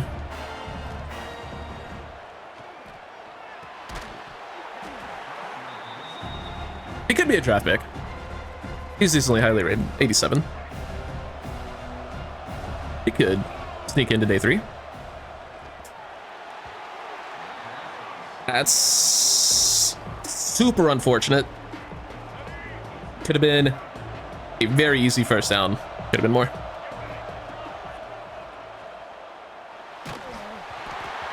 BJ Tolo injured. Field goal makes it a 1-point game. Still have 3 timeouts. Sure, we'll play the field goal game. It's a smart thing to do. Did we? No, we got the field goal. I'll play offense. I'm not playing defense right now. I just don't want to. We have 45 seconds. No timeouts. Why do we use them all? What are we doing?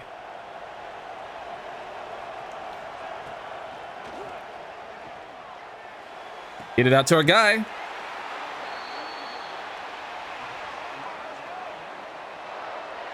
Thurman.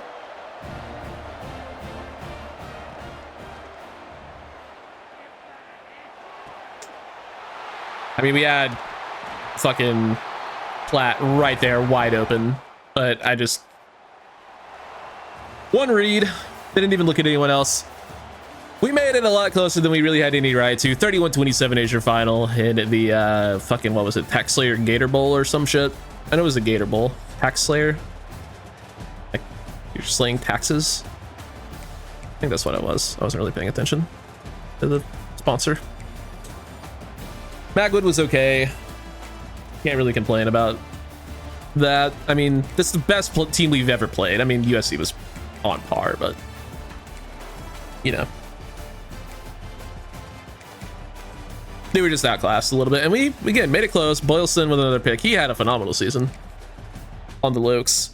But yeah, we'll check out stats, see who wins the Natty, and we'll get into this fucking offseason, boys. I'm excited. All right, so we, of course, unfortunately did not win our game. That sucks. We also need to hire a coordinator.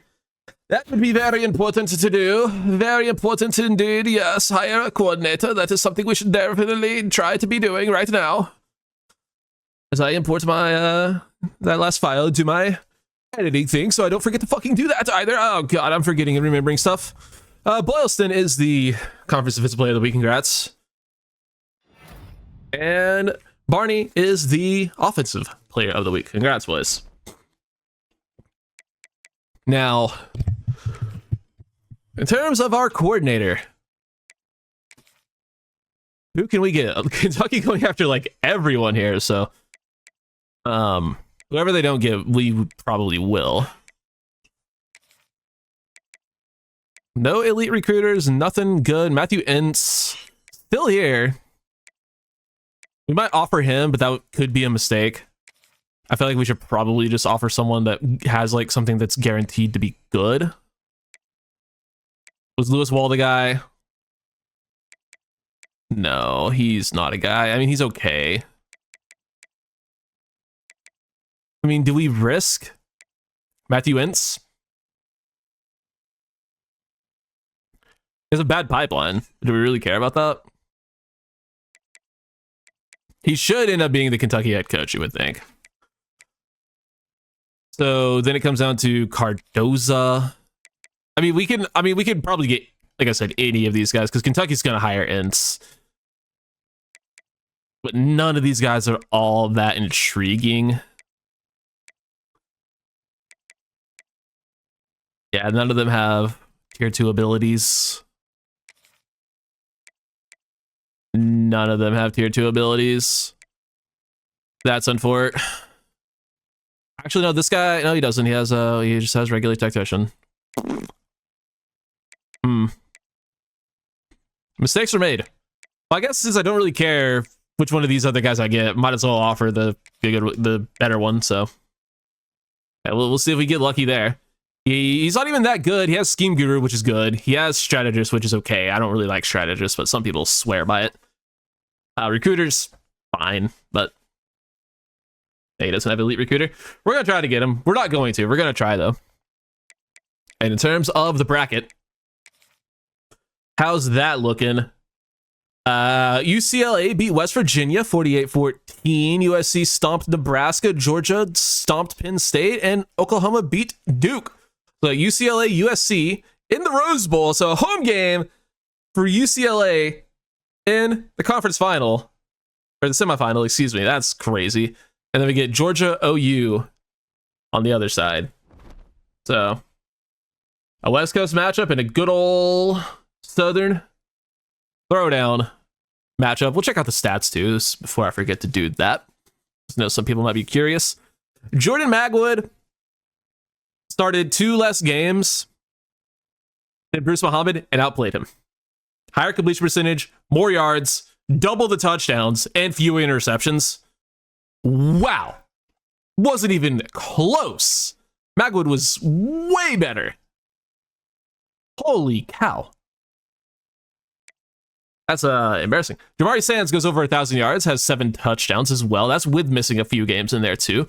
Xavier Terrell was a pretty damn solid backup. And then receiving, Ja'Cory Barney has 800 yards, 10 touchdowns. Thurman, very similar season, had 803 yards and 8 touchdowns. Jeremiah McLean missed the last few games of the season, had 600 yards and 4 touchdowns as a third option. Vince Yates was fine.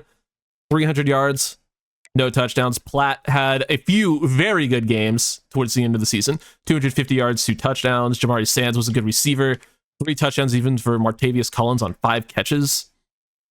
Good ratio. And then Asad Wasim played a little bit down the stretch after McClellan got injured and played pretty well. O-line, for the most part, was pretty good. Yeah, we'll definitely take that. Daughtry Richardson, our highest rated player, was the worst in terms of giving up sacks. Devin Jackson led the team in tackles by a lot. And then 18 TFLs for Gavinch Marcellin, 11 for Ennis Sledge. Not bad.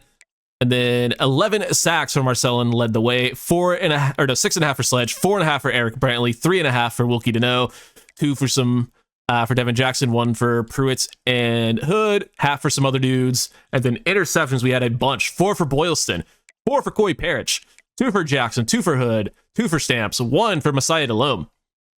I mean, all that money, NIL money we spent on our linebackers and our secondary paid off. Those guys balled out. No complaints there.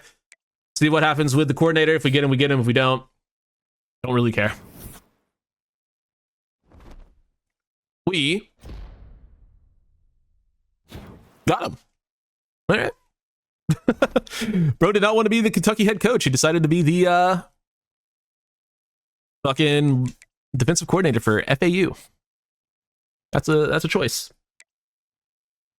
Don't know if that's the kind of guy we want as our defensive coordinator if he's making choices like that, but hey, we got him. We do finish the year ranked at number 25. That's cool. Finished the season ranked. And who took home the natty? That would be Oklahoma beating USC 20-13 in the Lincoln Riley Bowl. Lincoln Riley is the USC head coach in real life currently, right? Or is he? Oh, I know he coached. Oh, okay. Hold on. I gotta do some research. I don't know my history enough to know this. I'm pretty sure he's coached both schools. He is the current coach for USC. And he was the Oklahoma coach from 2017 to 2021. And he went back to Oklahoma in this universe. That's fucking hilarious. Okay. I knew I wasn't crazy. I know a little bit. I know a little bit. That's so funny. But I mean, yeah, congrats OU. Fuck. Oklahoma winning a fucking natty. Can't let that happen anymore. It's up to us to stop OU. All right, players leaving. Who wants out? Corey Parrish is going to be a round 1 pick. More power to you. Ja'Cory Barney's a 5th round. We got to try to get him back. I mean, this has to be one of our spins. Ja'Cory Barney is going to do the draft. McClellan wants to transfer for playing style. Dog, you were right there in terms of stats all year. You missed the last 3 games. We're sliding him more NIL money. He's not going anywhere. Same thing with Jamari Sands. You're not pro material, my guy. Terrell can go. Derek Rogers we would like to have back. But we need to see who else is trying to transfer first. Gavinch Marcellin. Brand exposure. Dog. Ovi Dubray's okay. Goggins is okay. Carrington Lee we want back, but that's one we could just try there. Osmus we want back. He has not been persuaded. And I think that's 3, so I don't think we can actually use anymore. All right, well, we're going to get those other dudes back at least. All right. Now, who else are we losing? At QB, Prover is transferring due to playing time. Dog, you're a 62 overall. If you can find someone where you'll play, more power to you.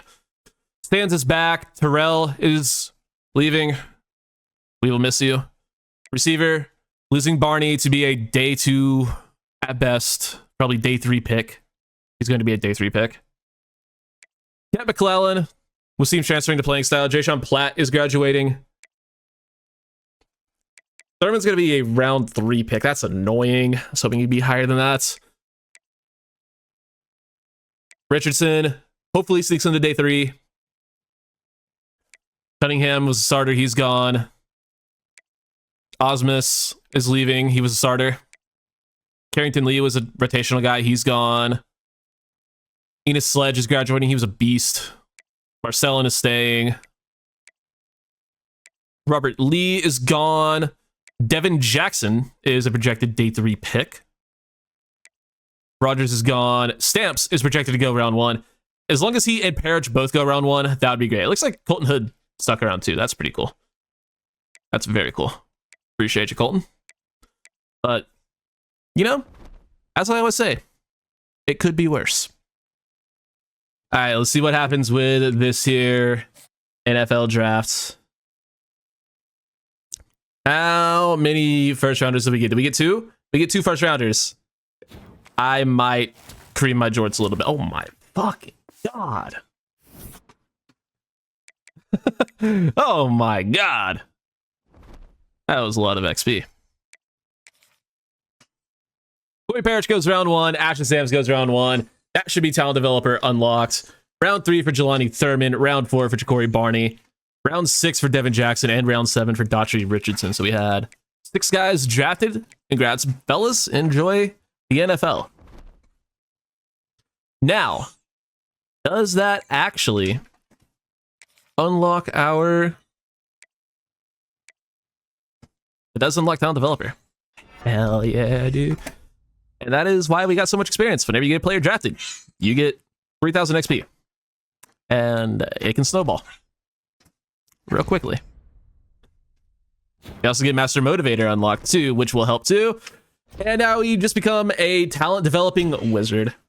Now we just get to spend all of our points making sure all of our players are just the best they could possibly be. And let's see what we're going to be looking at here in the transfer portal. We have 750 hours to play with.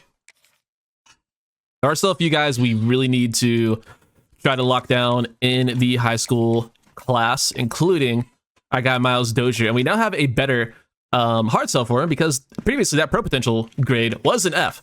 But since our guy went and got drafted, it's now a much better grade. In fact, is it better to sell like their preferred thing, or is it better to sell like a higher grade? We're gonna try that. But hey, you know that guy we just had get drafted in the 3rd round? Could be you. But yeah, I'm gonna get this all set up, and we'll see what the transfer portal has in store for us. All right, so the transfer portal quarterback class was garbage. There are really only 2 options. Weston Bryan, who's a Georgia Southern QB in real life, but he transferred to UNC in this file. He's 6'5", 250, or 6'3", 250. He's not very good. He's a 4-star. Jaden Davis, 4-star, Michigan QB, IRL. He's okay. He's basically just an older version of Bruce Muhammad. So we might actually be going after a QB in this class.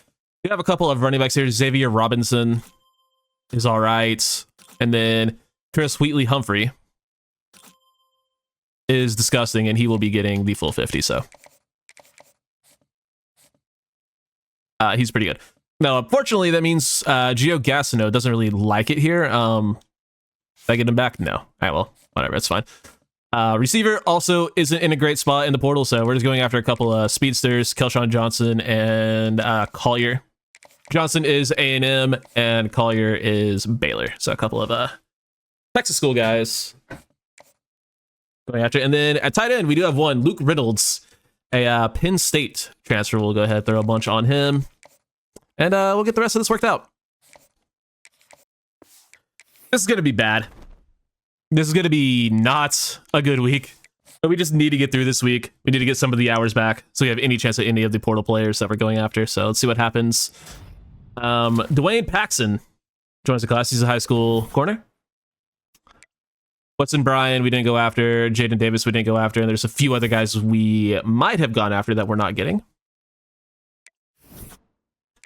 Not getting a tackle, a guard, or an edge. I put 50 on Howard, man. Next submit is going to be 4-star high school safety Daniel Demento from Colorado Springs. Welcome, Daniel. Sick name. Some might even say an all-time name.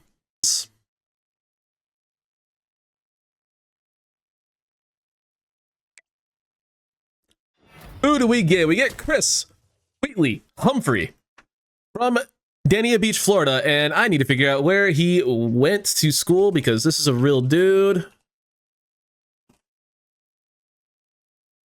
My controller batteries are low. That is really not good. He went to the U. Pretty good player. We also get Chase Collier, 3-star receiver from Baylor, to transfer in. We get Sincere Edwards, a 4-star transfer edge rusher. We get Dylan Robertson, a 4-star transfer corner. Gio Gastineau, the 4-star running back, decides to come here anyway. Let's go. Despite having a playing time deal breaker with the other dude. Jason Foster, a guard, joins, as does Frederick Bryant, a center. And Matt Turner, a DT. And Dalton Crowther, a corner. Dylan O'Dowd, a tight end. John McEnany, another tight end. Another tight end, 4-star Penn State transfer, Luke Reynolds. Kerry Brown, a 4-star safety, transfers in. We also get another one, Jaden Patterson from Decula, Georgia. I just noticed they have so many safeties. That probably wasn't smart. How about another tight end, though? Hollis Davidson III. And an edge rusher, Wendell Gregory, out of the portal. And we get Braden Cunningham, our starting center from last season, back out of the portal. He decides to come back.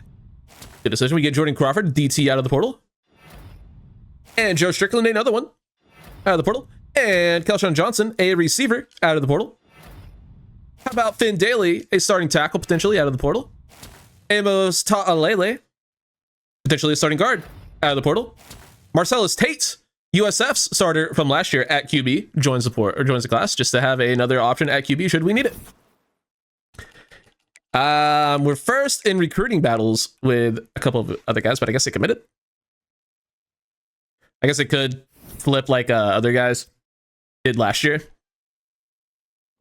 But I think we had a very successful recruiting class. Very successful. Anyone in here we just straight up did not get? Yes, Bryson Jones, a speedster receiver we added last second, chooses Illinois. He had impact dev. That's unfortunate. Let's see what some of these other dev traits are. Marcellus Tate, normal. Wendell Gregory, star dev. That's a huge get out of the portal. He's a transfer freshman with star dev. Hell yeah. Impact for the guard. Impact for a tackle. Impact. Star for Patterson. He was the number 3 player in the portal, so that's a good get. Kerry Brown, another impact dev. Impact dev for Dylan Robinson. Impact for Joe Strickland. Crawford with impact. Star for Sincere Edwards. Cunningham at normal. Hollis Davidson with impact. Star for Luke Reynolds. Impact for Chase Collier. Is Luke Reynolds a real dude? Guess we'll find out. Yes, he is. And he is actually on Penn State. How about Mr. Sincere Edwards? He is a UCF guy. Impact for CWH. Normal for McEnany. Star for Dylan O'Dowd. Pure blocker. Oh, he's going to be a 99 overall. Elite for Daniel Demento to go along with his elite name. Hell yeah. Paxton with normal. Normal for Crowther. Normal for Matt Turner. Impact for Bryant. Star for Jason Foster. Impact for Gastineau.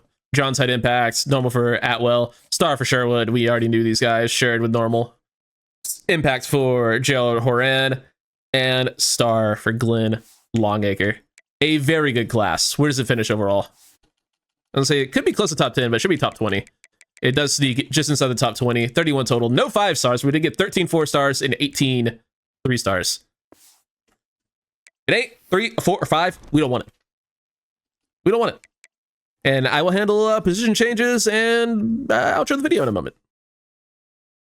All right, we got some pretty good players here in our athlete tab. Gerald Horan is a 79 overall at QB.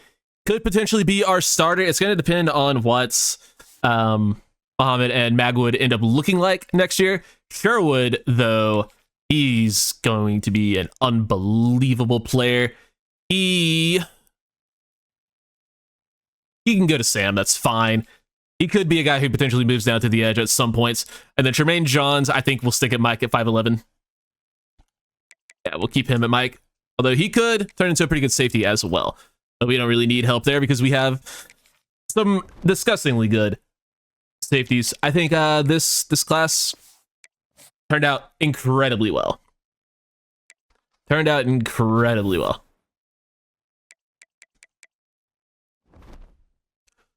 And now we get to make all of the players better. We'll show you a couple guys here. We'll go through the QB upgrades. Bruce Muhammad does have 49 points to upgrade. Now the problem is he can't. Actually, no, he can get incredibly well upgraded. This is elusiveness I couldn't. This skill caps get upgraded. Well, we're certainly just going to max out as much of his fucking accuracy as we can, and now he's just like really good. Throw power didn't get an upgrade, but I don't really care. We'll give him dot, and we'll give him mobile resistance, and we have 4 points left to spend. We can upgrade his IQ, which will hopefully help in sim. And well, I didn't expect him to get that good. Magwood doesn't have as good of a development trait, so he will not be getting as much of an upgrade. We can go ahead and upgrade his throw power, though. Might as well just double up on that. And then if we can upgrade his IQ, we couldn't. So, yeah, I guess it's going to be Bruce Muhammad's job to lose then to start the year. And I guess we can have our star freshman, you know, ride the pine for a year. I mean, yeah, nothing wrong with a redshirt year. CWH is going to get some good upgrades. He'll upgrade his hands, get his carrying up. That carrying is actually really low. IQ is probably going to be the way to go. We could get sidestep. We'll get sidestep up to gold. That's a pretty good ability. And then we'll throw the rest into his IQ, which hopefully we'll be able to get 2 upgrades there. That will help in sim a lot, hopefully. And I'll see you when this is done. You're not going to believe this, but the team is pretty good. I know it's absolutely shocking development that this team might not suck. I mean, we were really good last season. Do we need to encourage any transfers? I kind of hope not. We're good. Don't need to deal with that, so we're not going to. These are things you just truly love to see. Now, I don't know what our team overall is going to be, but I imagine it might be pretty darn good.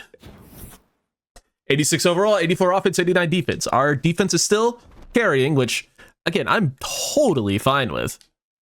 I am totally fine with our defense being the higher overall because, well, that's a good thing. Our secondary is still elite, 2 incredible safeties, 2 90+ overall corners, a 90 overall edge rusher now, 90 overall linebacker. And Bruce Muhammad actually looks pretty fucking good as well. I would like to get Gerald Horan involved, but I see no reason to, you know, not give him a gap year here, a redshirt year. His accuracy's in a good spot. He is good. I think it's just a higher ceiling version of Bruce Muhammad, who he is essentially at his ceiling now. I think he'll get a little bit more accurate, but yeah, we'll see what ends up happening at quarterback. I'm not saying we're not gonna recruit one, but it would have to probably be a 5-star at this point, or just an insanely good player. Although Horan does not like his play time, so that could be a problem that arises. But Bruce Muhammad did take the step up in the offseason that we needed. Have a massive 2-headed monster now at running back. Probably going to still be mostly the Jamari Sands show just because I like Jamari Sands. Kind of thought they were different archetypes this whole time. Oh, well, that's fine. Receiver.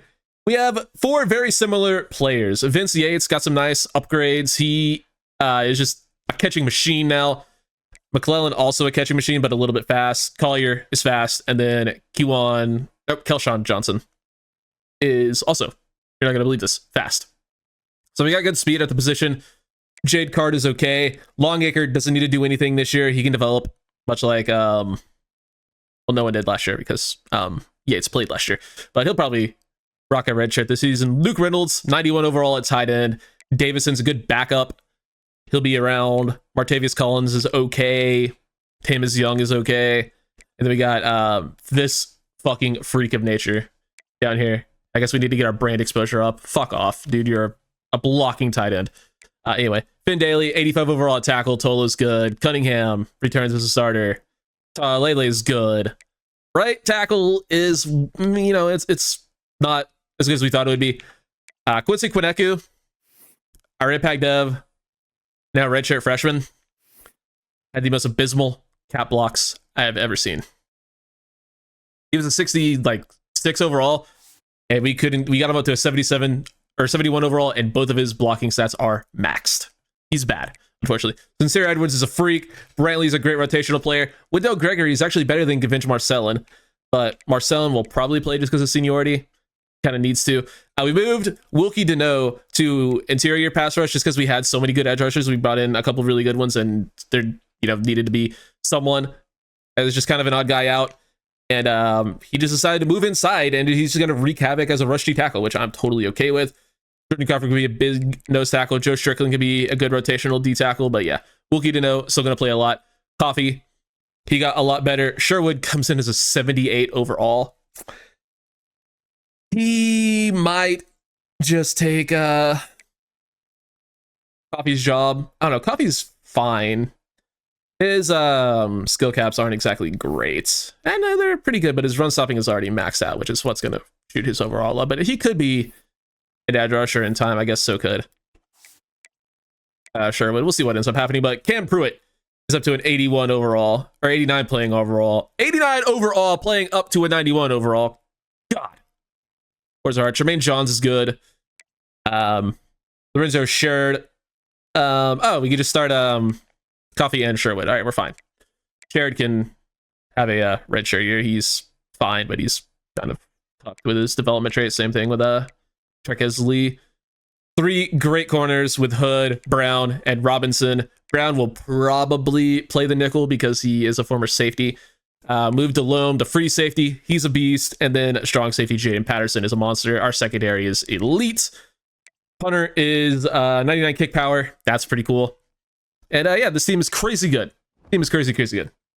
Check out the recruiting board. See if we can find a 5-star with interest. Do we have one? Off rep. 5 stars with interest. Not on this screen, but we do have multiple 4 stars with interest. Any 5 stars, please. Nope, none. But there is a very good left tackle all the way up here. We can take a look at him. Power rusher. Take a look at him. Pass protector's okay. Wait, no, pass protector we definitely want to look at. Hello? Speed rusher. Power rusher. All right, this coachability is actually quite good. I'm noticing. I go with people like it. 6'6" contested specialist David Lamb is going to be unbelievable.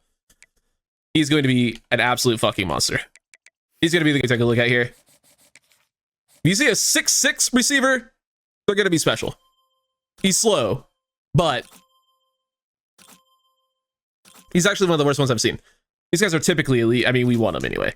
But we actually have more hours this year to work with. Should be a fun season. I'm very excited for year 3. If you are, drop a like. I'll get it out as soon as possible. I'll catch you on the next one. Take it easy.